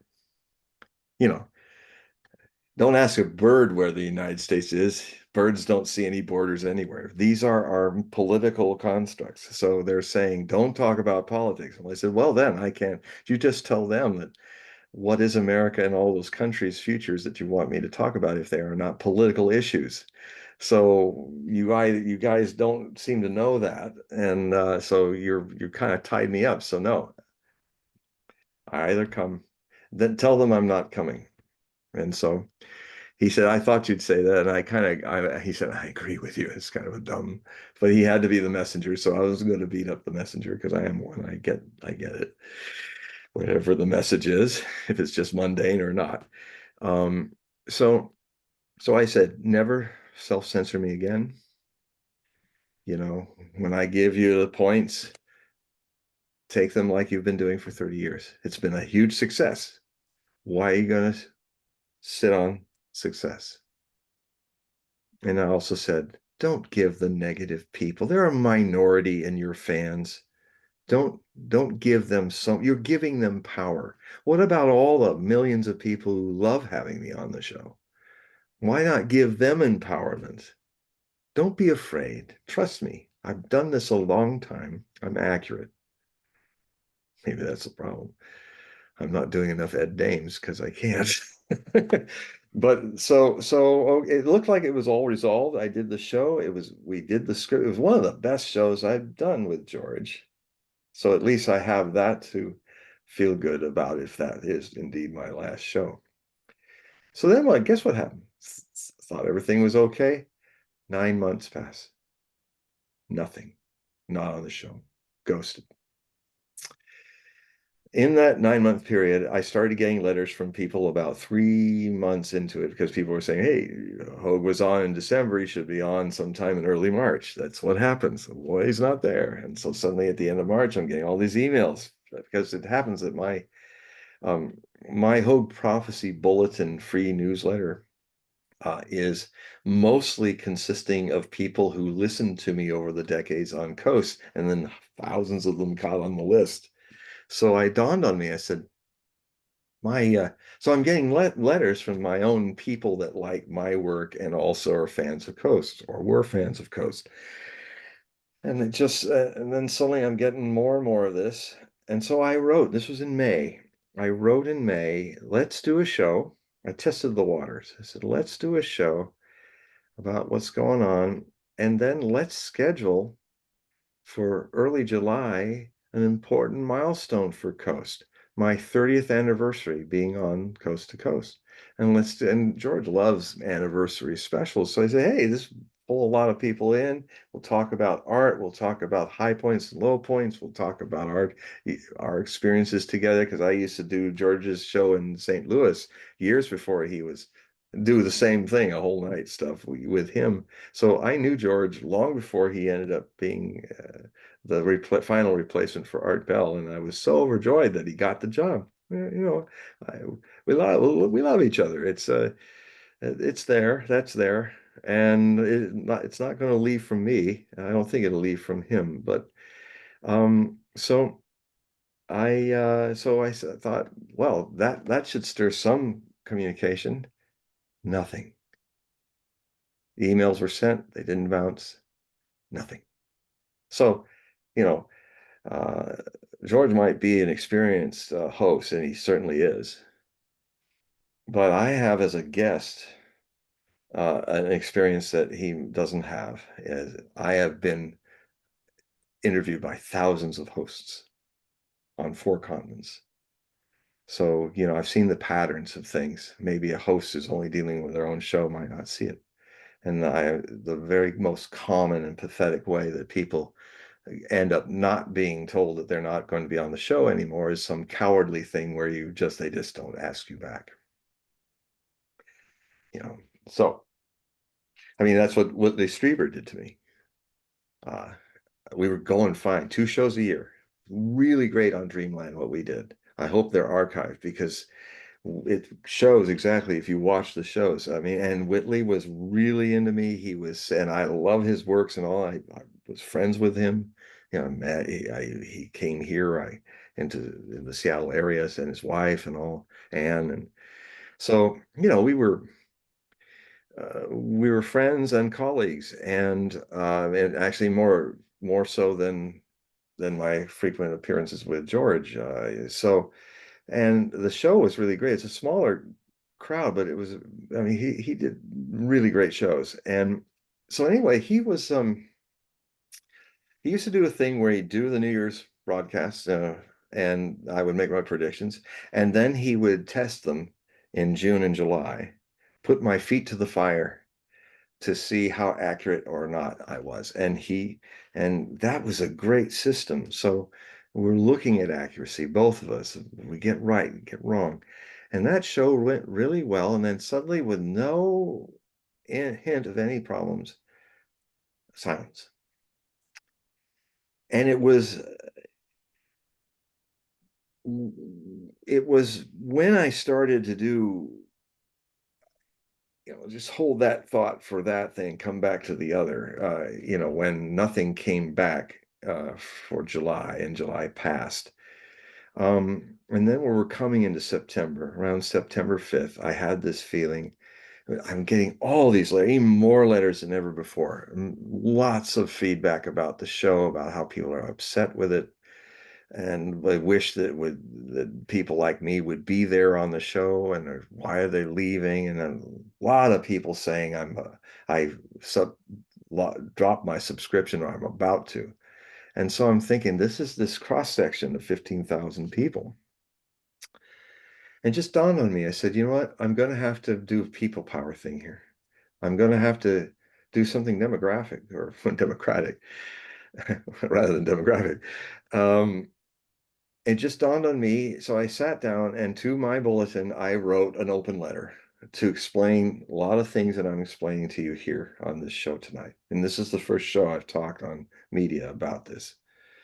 And I thought, I want to get the feedback from these people, and I want to kind of say, if you want me back, I love getting your letters, but it's not going to get me back. Start writing to George, to Tom Tannheiser, and to Lisa Lyons. And so I gave them all three of their links, which are they want. It's on their feedback contact page. Nothing wrong or suspicious about or mean about it. It's like their open door is there. So go through the door, folks. Go through the cyberspace door and share how much you're sharing here with me, how much you want me back, and why. Really beautiful things people have been saying. It's been a tough week, but it's also been a really beautiful week to see how much it's nice to know that you're reaching people. And I wrote all back to almost all of them. So I might even keep these in, because of some of the insights that came up from both sides. So anyway, I um on the 5th of September, George and Lisa and Tom getting an avalanche of letters. And then a few days after, nobody seemed to get an answer from George, but one person that came back to me. And she said, "Well, I got an answer from George," and it was definitely his his email. And it was 4 words without a period. He's just been on. I went, really? I mean, it frazzled me so much that I went back and looked at all the shows on his website, coasttocoastam.com, to just see if maybe I missed something. Maybe it happens on rare occasions, and to make sure. And I only went back to December 20th. So just just being 9 months and 2 weeks, I don't know. That's a little strange. So then a few days after that, Lisa Lyon emails me again, says, George wants you on the show. So can you set up the 15 talking points for us? Yeah, of course. That's what I do. I write the script. And so so I sent it. It was a little late, so I wrote her again on Thursday, said it's going to be Friday because I've got other things. Like I've got this interesting potential for a documentary coming up that has to be filmed before the election. So it's a bit of a, I can't talk about it, but there was a lot of stuff going on with that. So um, anyway, so I sent my things, and of course, what I sent was there were follow-up questions, but the main thrust were the first two questions. And I even wrote bullet notes underneath each of these, which I did before on the 20th of December, which really worked. And it was really some very inspiring writing, which will appear in my September special. It just was like I was channeling something big, and it was the writing was eloquent and really something. As it's just really coming through me. And um, so I sent that, and I got a letter back from her that where she started in so many words. I won't, for privacy's sake, in so many words. Here we are back again, another trick, another maneuver to make me self-censor. They didn't want these first two questions to be multiple questions. They just want, and the way it felt, the way she was writing it, she's like, "Oh, we don't." It's almost like, you know. I just felt it in her words and energy. It was like, no, no, you know. And so I can imagine these would be very short questions that wouldn't even be a minute of exposure out of the 2 hours. I just know that because I've been a long season guest of Coast. So hot potato. Okay, now let's talk about space aliens. Let's talk about the future of Sasquatch. Yeah. Yeah.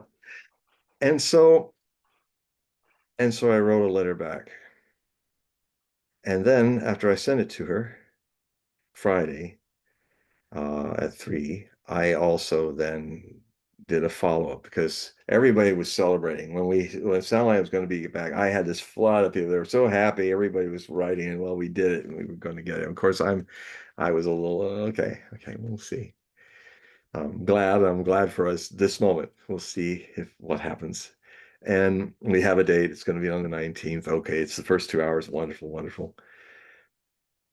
And then and then so I had to write, I wrote this letter and I posted it to the open letter so everybody could see it. And I said, we've had a setback. It looks like they found another way to sneak in this censor yourself, please, Mr. Hogue, indirectly, but it's a little even trickier than before. And it wasn't direct, like, no, we don't want it. It was like, so I mean, so I get the feeling from this, unless they can clarify otherwise, that whenever it seems like I make something, when we resolve something, it's not resolved. They're just going to find another way to control the situation, and so that's never happened before for me in Coast. So I wrote to everybody, and of course they they all wrote back, stop censoring, John. No, what are you doing? Now here's the thing. Tomorrow we're doing this on Tuesday, on Wednesday. We're doing this on Sunday evening, and so it's taped Sunday evening, and late in the East Coast, not so late in my area. So tomorrow there's a possibility that she might have left the office early, and she has not come back. I mean, I can't imagine with what I said, because I basically said, look, this is another form of the very thing I warned you never to do again. And I said, I'm going to do these questions. These are the questions that are offered. These are the questions I'm going to do. And if you say no to that, I will never do Coast to Coast again. So I'm putting it on the line. Because it's just, that's it. Everything has an end.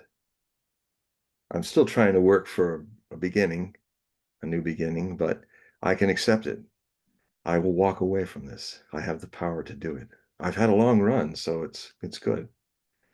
Now, some of the people are writing, they're thinking, oh, it's like, well, try to compromise a little bit. Oh, and there's kind of they're not aware that I have other options. I have I have other outlets and they're growing. So I may even be soon a regular guest on one of the people um, that George fired on the weekend. Is now doing really well it looks like a really great thing. So I'm in the process of negotiating my first interview with with the guy named John Wells, I think, John F. Wells. And his show is called Caravan to Midnight, and it looks really great. He has an amazing voice. I said, I've heard that voice, deep, deep voice. And then I read his resume and I went, oh my God, he's an award-winning voiceover artist. So he does, this is ESPN. And also, yeah, I've heard him all over the place. I have a real good memory of voices. Uh, so anyway, that's in process. I got a really good feeling about working with him. I think because it's a lot like Coast, only without this problems. At least that's my feeling. We'll find out. He'll find out about me too. We'll see. So long story short, I have lots of options that are coming. When a void is created, it is filled by other things. So I don't want to say anybody's on this show or as well as the people I've already been talking to or my fans. Uh, Coast is I'm not backing out of a career into silence. I'm leaving what seems to be a dying show. I wanted to stay on the HMS Coast to Coast AM after it hit its iceberg of censorship because it's the last foothold I have in the legacy media. Otherwise, I'm totally moved to the alternative free speech media. Um, I did it out of love of George. But if they kick me off the sinking ship, well, I guess this rat's going to get off in time. Hopefully they're not going to call it. So, if I'm the rat, okay, I'm a high dry rat. So, because the show is dying, I hate to say it, but it is. Everything has its life cycle, and I think this show, I would be surprised if it's still going on in 12 months, if we're all here. But so so in all these letters that I had, I actually, it's amazing. I suddenly had all kinds of doors opening up. Like it looks like I'm very excited it may have, but my readers will like it too. I may have a really good editor that's going to do work with me. And that opened up. The other thing that opened up is I finally found out why Whitley Strieber's quiet. One of the people who are in my Hogue Prophecy Bulletin and a Coast fan was also a Dreamland subscriber. And he told me that actually, Whitley went very public with it. He said, I don't like John Hogue's stance on Ukraine.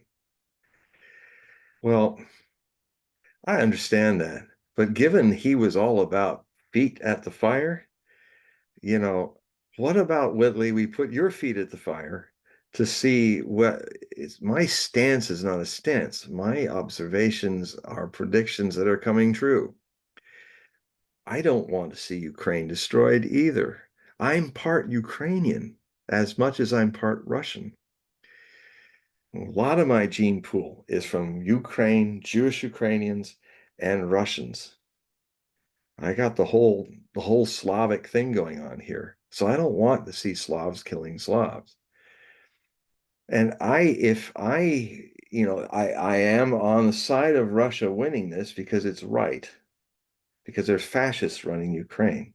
And you can't negotiate with fascists. You can only defeat them, just like Hitler. You think you would make a peace treaty with Hitler or Mussolini and not end World War II in the proper way where these people are defeated? And then they sue for terms unconditional. Well, when you have fascists returning to Europe, now in Ukraine, the same fascists that were the Banderite fascists that were the best allies Hitler had in the occupation of Russia. If you're going to do that, if you're going to do that, um, we're seeing a repeat again of the same thing. You don't negotiate with fascists because they'll never come to the table and they'll never tell the truth because their whole idea is do whatever they can to defeat you. So unfortunately, some things can only be ended by a military decision. That's what happened in all the long years of struggle with the slavery issue that we had in the United States. All sides tried to sort that out.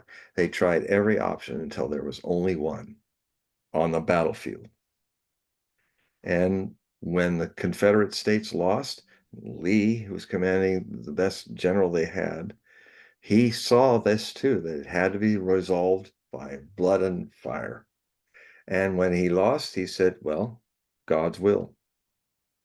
We lost. Let us return and be Americans again.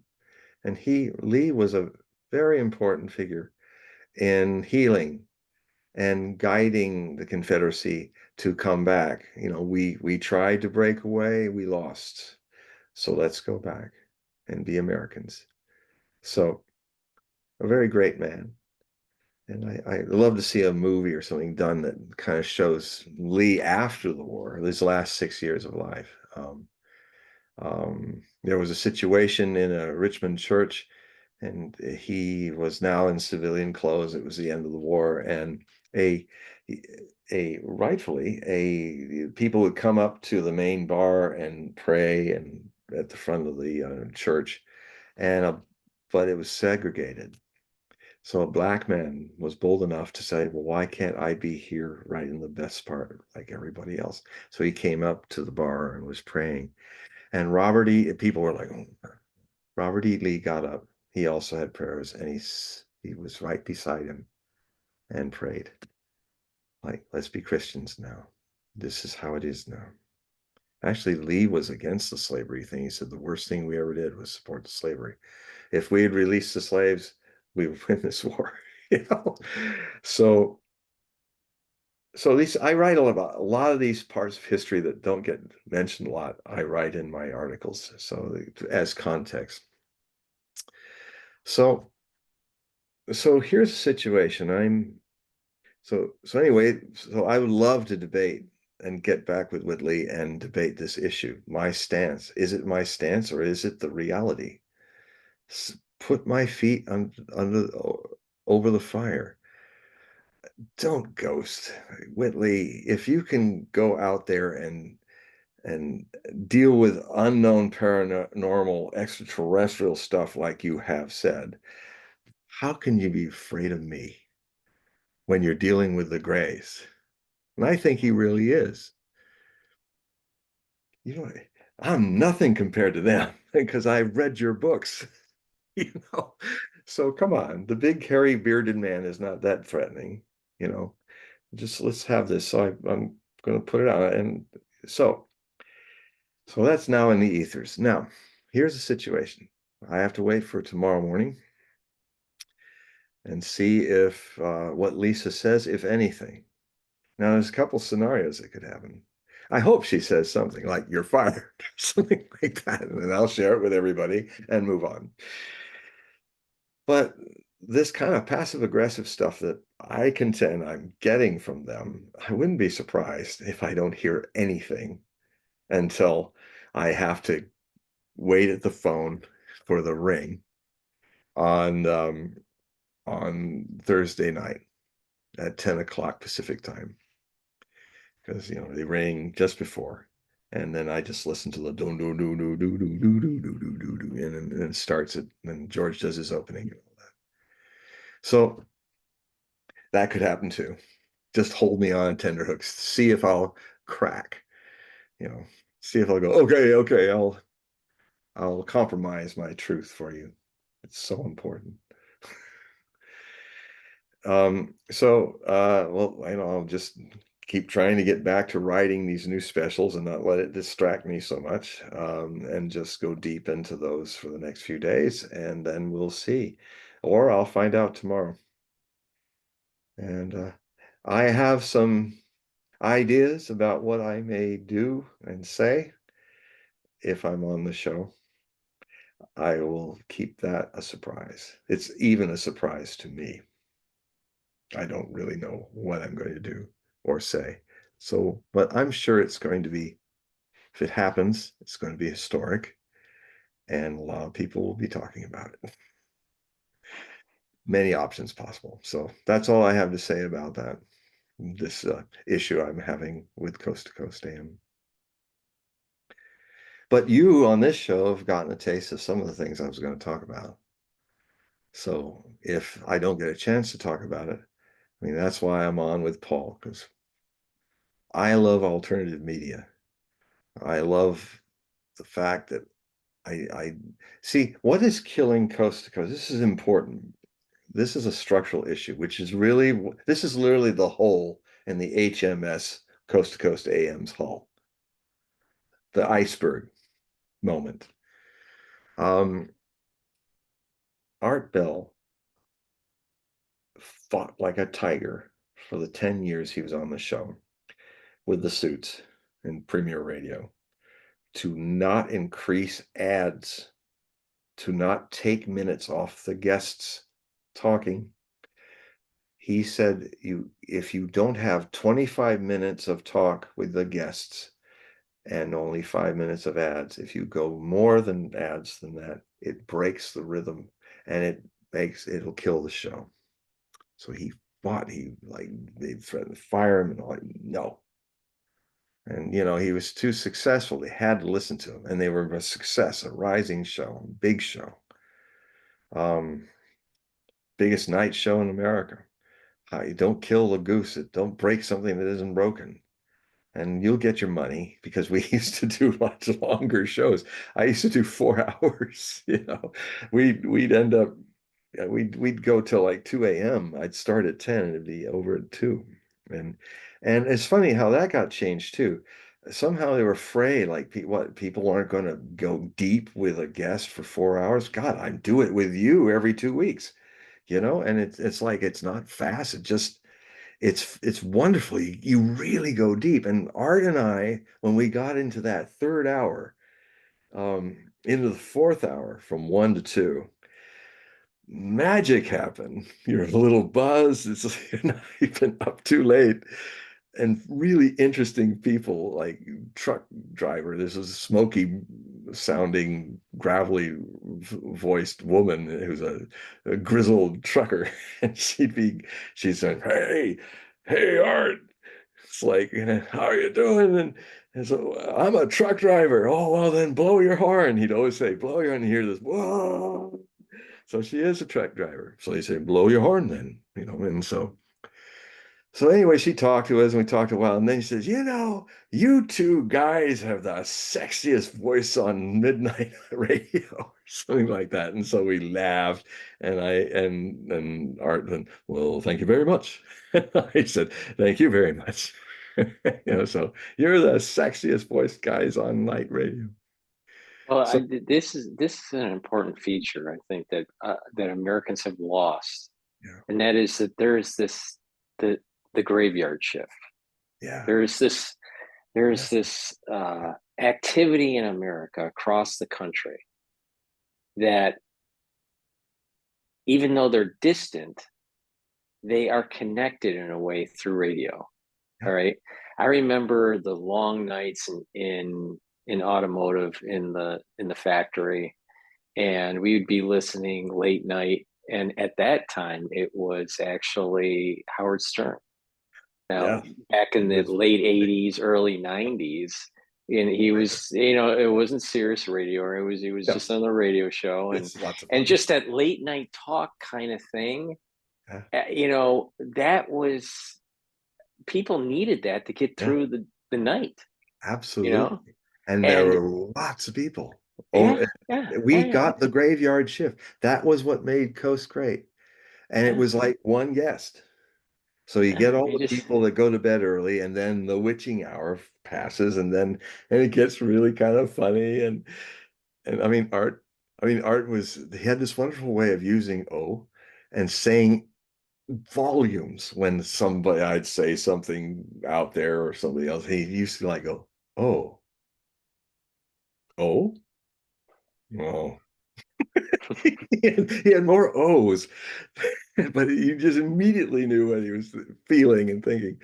And yeah, I mean, and I'm glad that I experienced being a popular midnight radio guest. I mean, after graveyard ship radio guest, it really that was really a wonderful experience, and I take that with me, even as it seems the ship is sinking. You know, it's sinking because they're not following the things that made them successful. They started when finally Art was gone and the new management, I don't know, I'm not blaming anybody, but the reality was, I would say that the pressure was harder on George because the legacy media is dying too. It's it's a mess, and the amounts of people that are leaving even major networks to listen to alternative media is huge. That's why they want to shut down X, Mhm.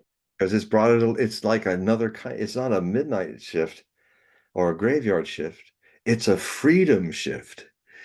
It's like, and it has this terrible stuff in it. It's messy, but let me censor it, not the state, and it's not in our Constitution to do that.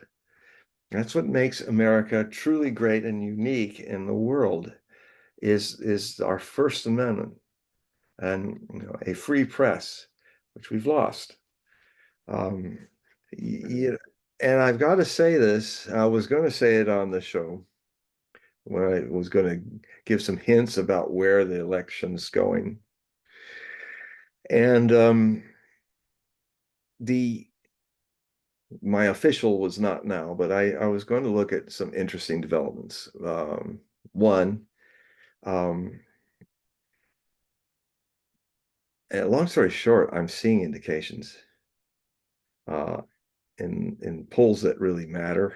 I've done this a long time, and there's a lot of polls that are all like, whoa, they're completely politicized.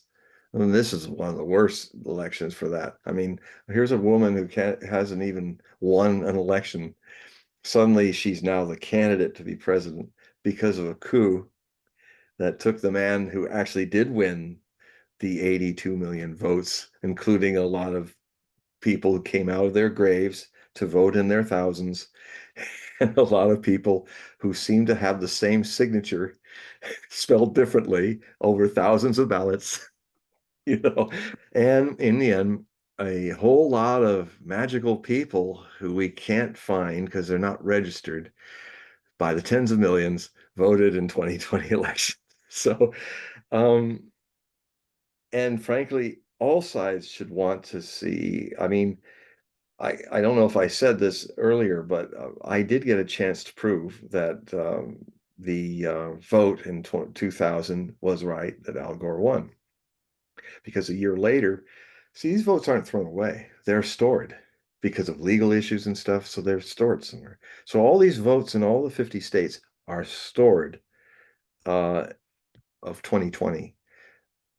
We can count them. We can see if the signatures match, if they're legal. We can literally find out if that election was legit. And I think any American, whatever your political persuasion, because if you won, then there's always a stigma. It's like, yeah, you won, you're a great batter, but we never got to check if you had a little rubber in the middle of your bat or that you're taking too much dope or something to make you superhuman. So it cheapens the whole process. Democrats should be just as interested. And if they really won, don't censor people and shut them down because that shows that you've got a problem. It's like, no, we don't want you to go in and look. If there was no problems, it's simple human nature. If that nothing had happened except it always happens a little bit of shenanigans, but nothing that changes the election, then all these different states should say, sure, come on in. We don't have anything to hide. Come on in. Let's see. And so they know either indirectly that these ballots that they did, balloting through mail, probably was completely screwed up. And so they're hiding that, or they're literally hiding treason. So otherwise, why shut up people and even put people in jail and you can't talk about it? That's Nazism, folks. No, you're not going to talk about the final solution. So so anyway, so they counted in the capital of the state of Florida. They counted because what had happened is Al Gore, he choked. He really had a case. You know, when they said, "Oh, it's all," somebody must have talked to him and say, "Just go with it." Now that shows he would have been a weak president. He said, "No, I won this, and I don't care. People are going to have who they voted for. That's more important than you promise me this or that if I self-censor." Um, so what happened is it went to the Supreme Court, but I finally found out why they voted no for it. It wasn't that the case wasn't germane, but they said you haven't given us options of how you're going to count these votes, and we got to be sure these options are fair. So they kicked it back to the state Supreme Court, and Al Gore was going down there to set up the four options. And if that had happened, rather than him just bugging out, it would have, I think, been sent back up to the Supreme Court and they would have approved it, which they should because it's federal issue, federal election of the president. It is in their domain to decide, but then they would have had the options. And I think they would have said, okay, start the count according to and count all of them through these four options. So with that in mind, a bunch of people who got money together and went into the thing, and with help and with people watching, they counted all those dangling chads. And they counted it, and Al Gore won in all four options. There was like 20 votes here, 50, 30 there, kind of. And by the end, the one that was the big one was his biggest margin was 75 votes. He won. Now that vindicated my intuition. I would love to test to see if 2020, if you really took out all the dead people who voted and all the illegals who voted and all the ballots without names that were cast as legal, etc., etc. If you weeded all of that out, I think I've tuned in right. I think Trump would have won a second term like he won the first through the Electoral College. Now, I've already talked about this in this situation because Bobby Kennedy, I was talking last year around October last year when he came in. I saw this thing of him because Trump was actually trying to get him over, and I thought he might end up being Trump's vice president. And then he'd become president maybe after Trump. So I wrote about that in the Hogue Prophecy Report as one scenario. That didn't happen, but Kennedy is part of his unity ticket. And he may have a very important part in his cabinet dealing with the sickness industrial complex and getting all this toxic food out. So that's in play. Variation on a theme, but it's essentially on track for something like that. So um, so I was going to talk a bit about that. The other thing I'm also seeing is when I watched the debate, I saw something very interesting. I saw the little things where you have the lines, the graph lines, like the guy's talking, you see the graph lines, and there's a red one for Trump, a blue one for Kemp, and there's a yellow one for the independents. So I watched all that with the pollsters, and I was amazed, and they were amazed. They'd never seen it before, and it's a really telling, important thing. It's what I call the soccer mom effect. There's two things that may bring the vote to Trump, and he might even win the popular as well as the electoral. So it's like a soccer mom event. Um, I don't know if it was Bush or something, but there was this demographic of soccer moms that got, well, whoever the candidate was, I can't remember right now, into the election. Well, there's two soccer mom effects. This is the first. When it first started, they started with a classic where partisan thing. You have the clickers. If you're in the audience, you're all these people and they're clicking, and then the lines move up or down. So if you're a Democrat and he's talking against abortion, so they started with abortion, and then suddenly they're clicking negative. It's like going boo like that. It's a very steep curve, and the reds are going like this, and the yellows and the independents are kind of hanging a bit, but they're a positive, but not as much. But every other one they showed, with all the other things that happened on that debate, the yellow line and the red line were like this. The independents, the largest block of voters, the independents were like this, and sometimes they went higher than the red as positive, positive, positive. And the thing that they didn't mention in this thing that I saw, I said, the real scary one for Kamala Harris's crew is that rather than go deep down when the independents, the other guys were going up, the blue line just dipped a little, just a little under, a little shallow valley. And that means there's people that are not so certain they want to vote for Kamala. And so that's the first thing. That's the independents or the soccer moms. And in that blue dip, there's indications that the soccer moms in this are men. Men don't want to vote for her. And especially because of the way she acted during the too prepped, too all those. That was a real dumb thing where they had her constantly looking and going, oh, oh, oh, they should not have had her on camera. They should just have had the one and the other, because she was just going smarmy and she was doing a lot of things. And then, this is important in predicting presidents. It's a shame, but, a look, a sound, these things that really shouldn't matter. It's like they shouldn't matter, but that's what people do. They make their decisions on things as simple as a smile, a voice, a gesture. For instance, President Richard Nixon won 3 of the 4 debates with John F. Kennedy in 1960. They were the last 3, but he made the mistake of not coming on the first one. Everybody was looking at him. He didn't put any makeup on.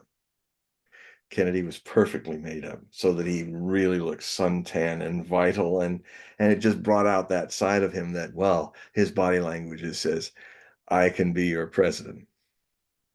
And then Nixon, who had just come out of the limousine to get there, was in excruciating pain. He had an infected knee, and he jammed his knee into the driving door and opened it up, and he was in excruciating pain. So he's got that. So he's sweating. And because he has no makeup, he looks like a dead body. But he got his stuff together, and I watched the other interviews, and Kennedy got eviscerated by Nixon. No more. But that look on that visceral thing made people vote for Kennedy over Nixon. And I'm telling the Democrat people, if you've got to that, there's nothing as a man, there's nothing that turns off a man more than a lot of that wiggling and and, and that Marge Simpson voice. Well, here I am, I'm Marge Simpson. I want to be your president. And she cackled once, which is that cackle is really, I know it's bad, but it is what people do. It's how men react. And the men are leaving the Democratic camp, what they may not vote, or they may vote for Trump. That little shallow valley makes me think that we might have some shocking surprises that might even be enough to counterbalance. The other thing is, I'm hearing, I don't know yet, so these are all trends. I'm not going to make my final prediction until end of October, but I'm seeing trends that they're having a hard time cat herding all the people that they let in illegally. to go out and vote. They're not calculating. What's wrong is that they just don't understand what people who are given a free pass to get into the country in a bit of a shady way. What do? They disappear. They're not going to they're not going to come and vote. If there are police there, they might be arrested. So a lot of people may not go, not enough. And so they're having a hard time cat herding the people that are illegally in and rushing them with a driver's license so they can pretend that they're citizens and vote.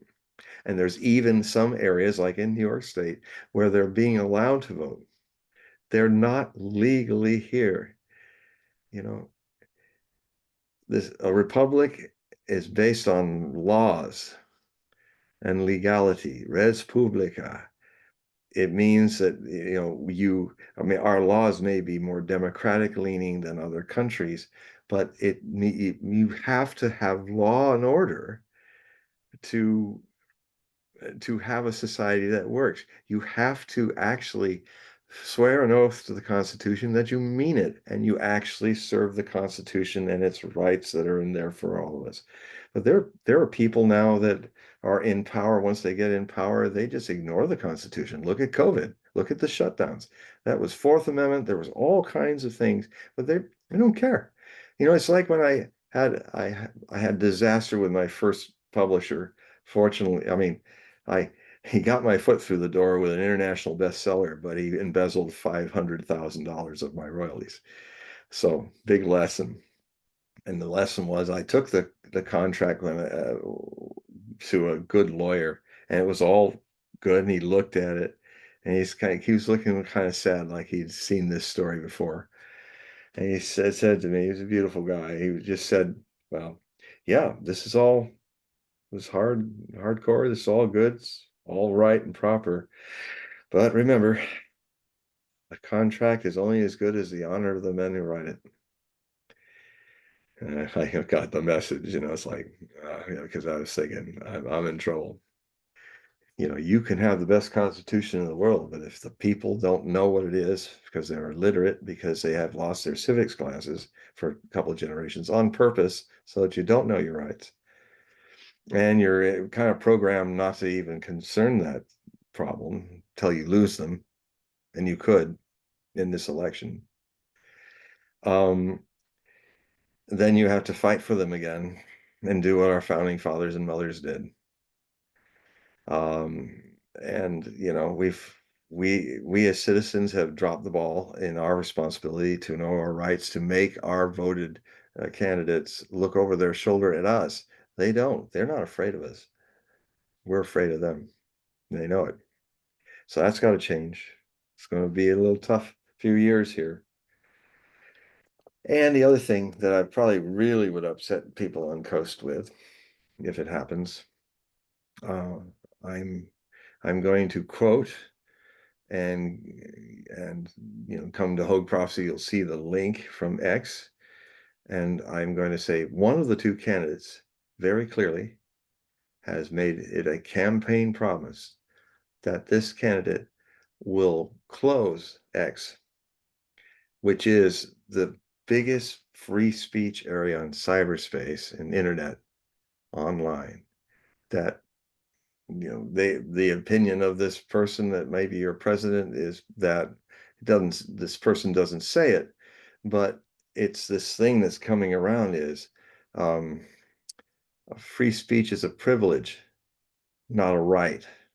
That's how this person will look at your freedoms if this person is president, and it's not Donald Trump. Kamala Harris.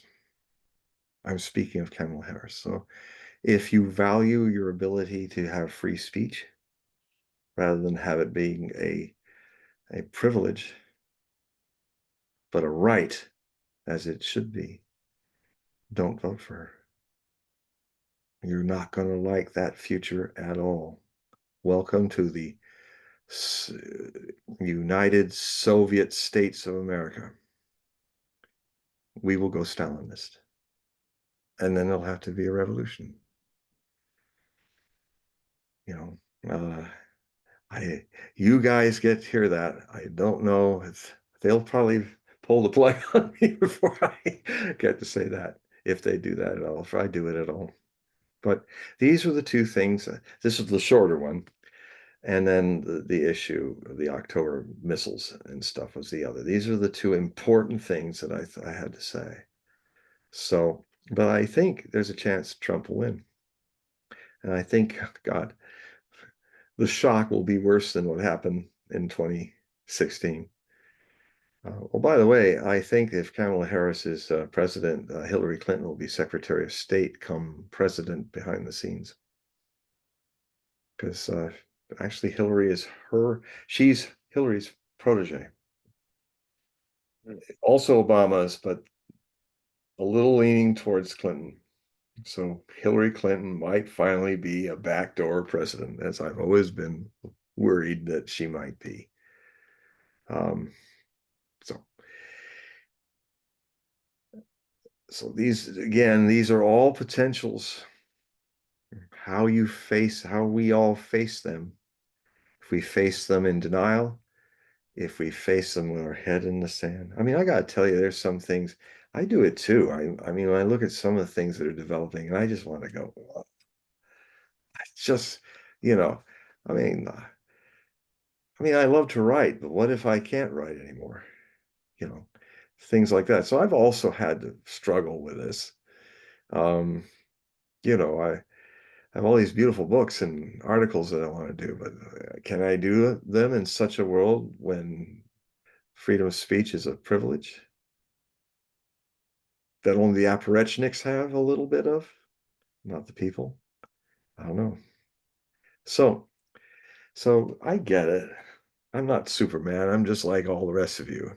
Except that I just realize from long years of living and all that um, dangers have to be faced, not avoided. And I'll just end with a statement of what my teacher Osho used to say to us all the time. Never avoid, never avoid. If you feel something fearful, go into it. If you want to avoid, go right into it. If you don't, the fear follows. That's the only way to end fear. Face it. If you don't, it'll follow your whole life like a shadow.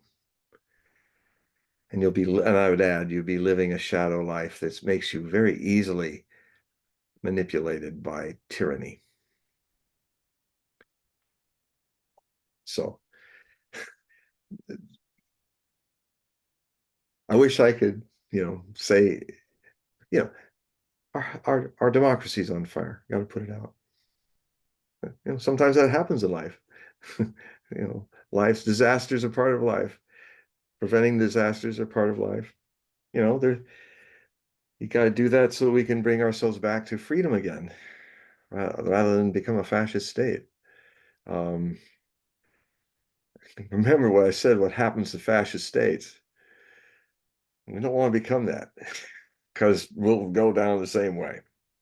Mhm. One way or another, it'll be the same. So, you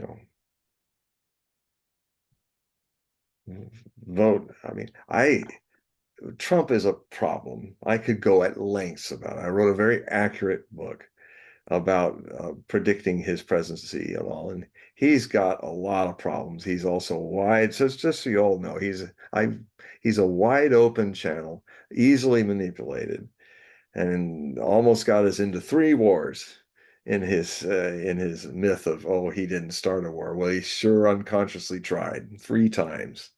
They had him coming and going.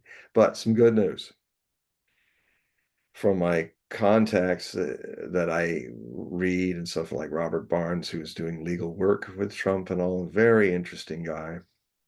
Learned a lot about legal things from him. Uh, some there he doesn't like to talk publicly about his mistakes, but Robert Kennedy is sharing them. He talks a lot to Robert about all the mistakes he made. And he's so privately, he and Robert's nice enough to tell us all.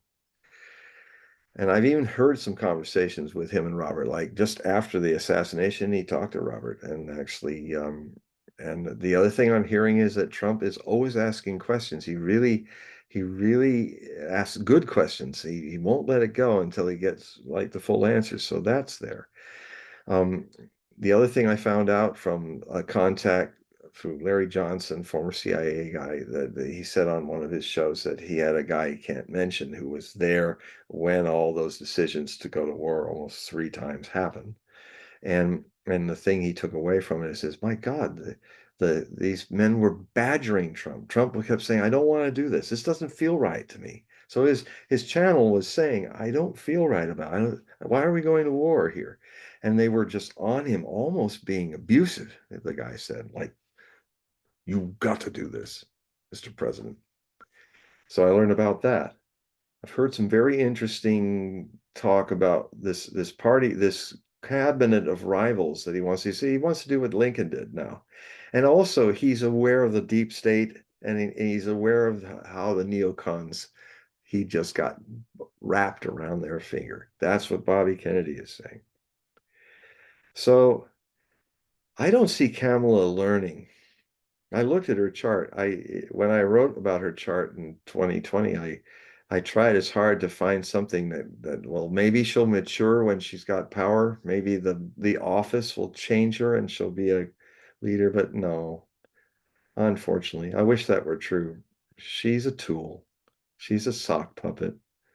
The deep state finally has found their perfect sock puppet, completely immoral, say anything. I mean, she goes in one day and she's talking finally to Netanyahu about all the Palestinians being murdered.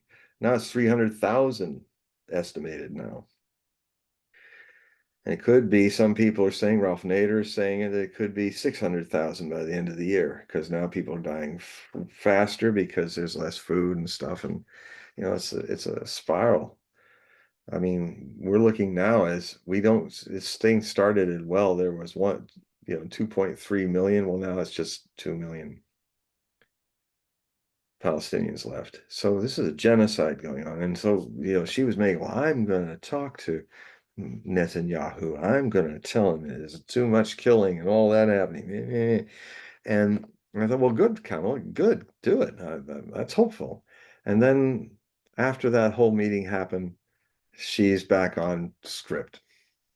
She will do and say anything to be in that job. And that's the perfect gal you want if you want to tie strings of the deep state upon her. I wish it weren't so. I'm sorry for women. This woman should not be the one that gets through the glass ceiling first. She didn't earn it. There's a lot of other women out there that earn it. She shouldn't be the one going through that glass ceiling because I tell you, girls,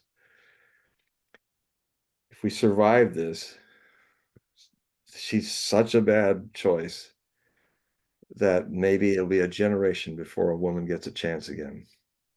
A real leader woman, a mother of the nation. I'd love that. That's kind of my views. We'll have to end it there. My We've God, gone almost 2.5 hours or so. my But God. before we go, I want to remind the audience, please click the link that's in the description of this video. That'll take you to John's website, and you can sign up for his periodical, and you can also sign up for a reading. John, if you don't mind, just briefly just describe what a reading is and what your Well, periodical is. it's about 90. Yeah, we'll do the reading first. It's roughly 90 minutes. And we start with the astrology as kind of the Kelly Blue Book. The birth chart is kind of telling you what your body, mind's potentials are. And then we go deeper into with the tarot, where we kind of touch the soul, touch the heart of thing, the being inside of you, and how it relates to the body, mind, vehicle, and all the rest of the world outside. And um, it's lots of fun. There's a lot of joy in these readings. Um, and it's not scary and stuff like that. It's a lot. Usually it's been really beautiful. And I seem to, now that I've come back to it after 26 years not doing it, I just read the world and just stopped suddenly. And then I came back, and what I discovered was now missing, and a good thing is there's no more reader in these readings. There's just the reading. You know, it's a subtle, I am the reader and you are the client has gone. And, you know, I came to realize it in 2018 when I got back into this. The other thing is I'm always amazed how I'm on this camera all over the world, and all these equally beautifully unique people who come to do a reading with me seem to be in their own way on the path to truth in their unique ways. And they're kind of at a plateau where they need somebody who has the experience or may have been with a great master, who I definitely believe I have been, and have a little of that magic from him to help, as he taught me, to help. And so oftentimes I give meditation tools that are really tailored for the needs of a modern human person in a mind amplified world. Can't just sit down and do Vipassana watching your breath. That was easy in 500 BC, very simple times. We have too much going on to start from there. But there are techniques that can get you to the place that Vipassana gets you to, which I was taught by Osho. And so I can also give them and talk about them. And it's free. I mean, there is payment for the reading, but I just send all the links and instructions by an email. And not everybody needs it, but so it it's wonderful. Um, Most people come, almost everybody comes out of it really in a beautiful space. And I'm just a facilitator. I'm not reading, but something that my master initiated me into in 1987 in India. uh, I just get out of the way. I'm the mailman, and then the mail comes. So, and then I'm what as surprised as you are.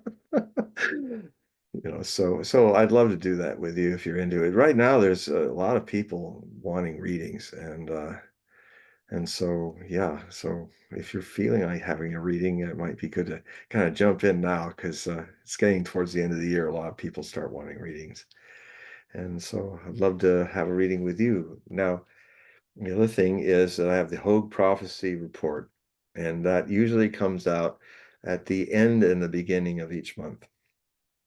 And like I'm saying, I have two big specials that I'm doing for these next 2 months. Uh, it's $60 to be involved. I send it as a PDF file with the Liquid app program so that you can blow up the words to see it on your phone, so that you don't have to look at little dinky words and move your phone around.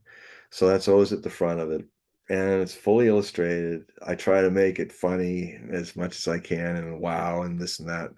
If you join now, I'll give you my last um, one. A lot of the readers are saying it's the best one I've ever written, and some of the illustrations are pretty amazing too.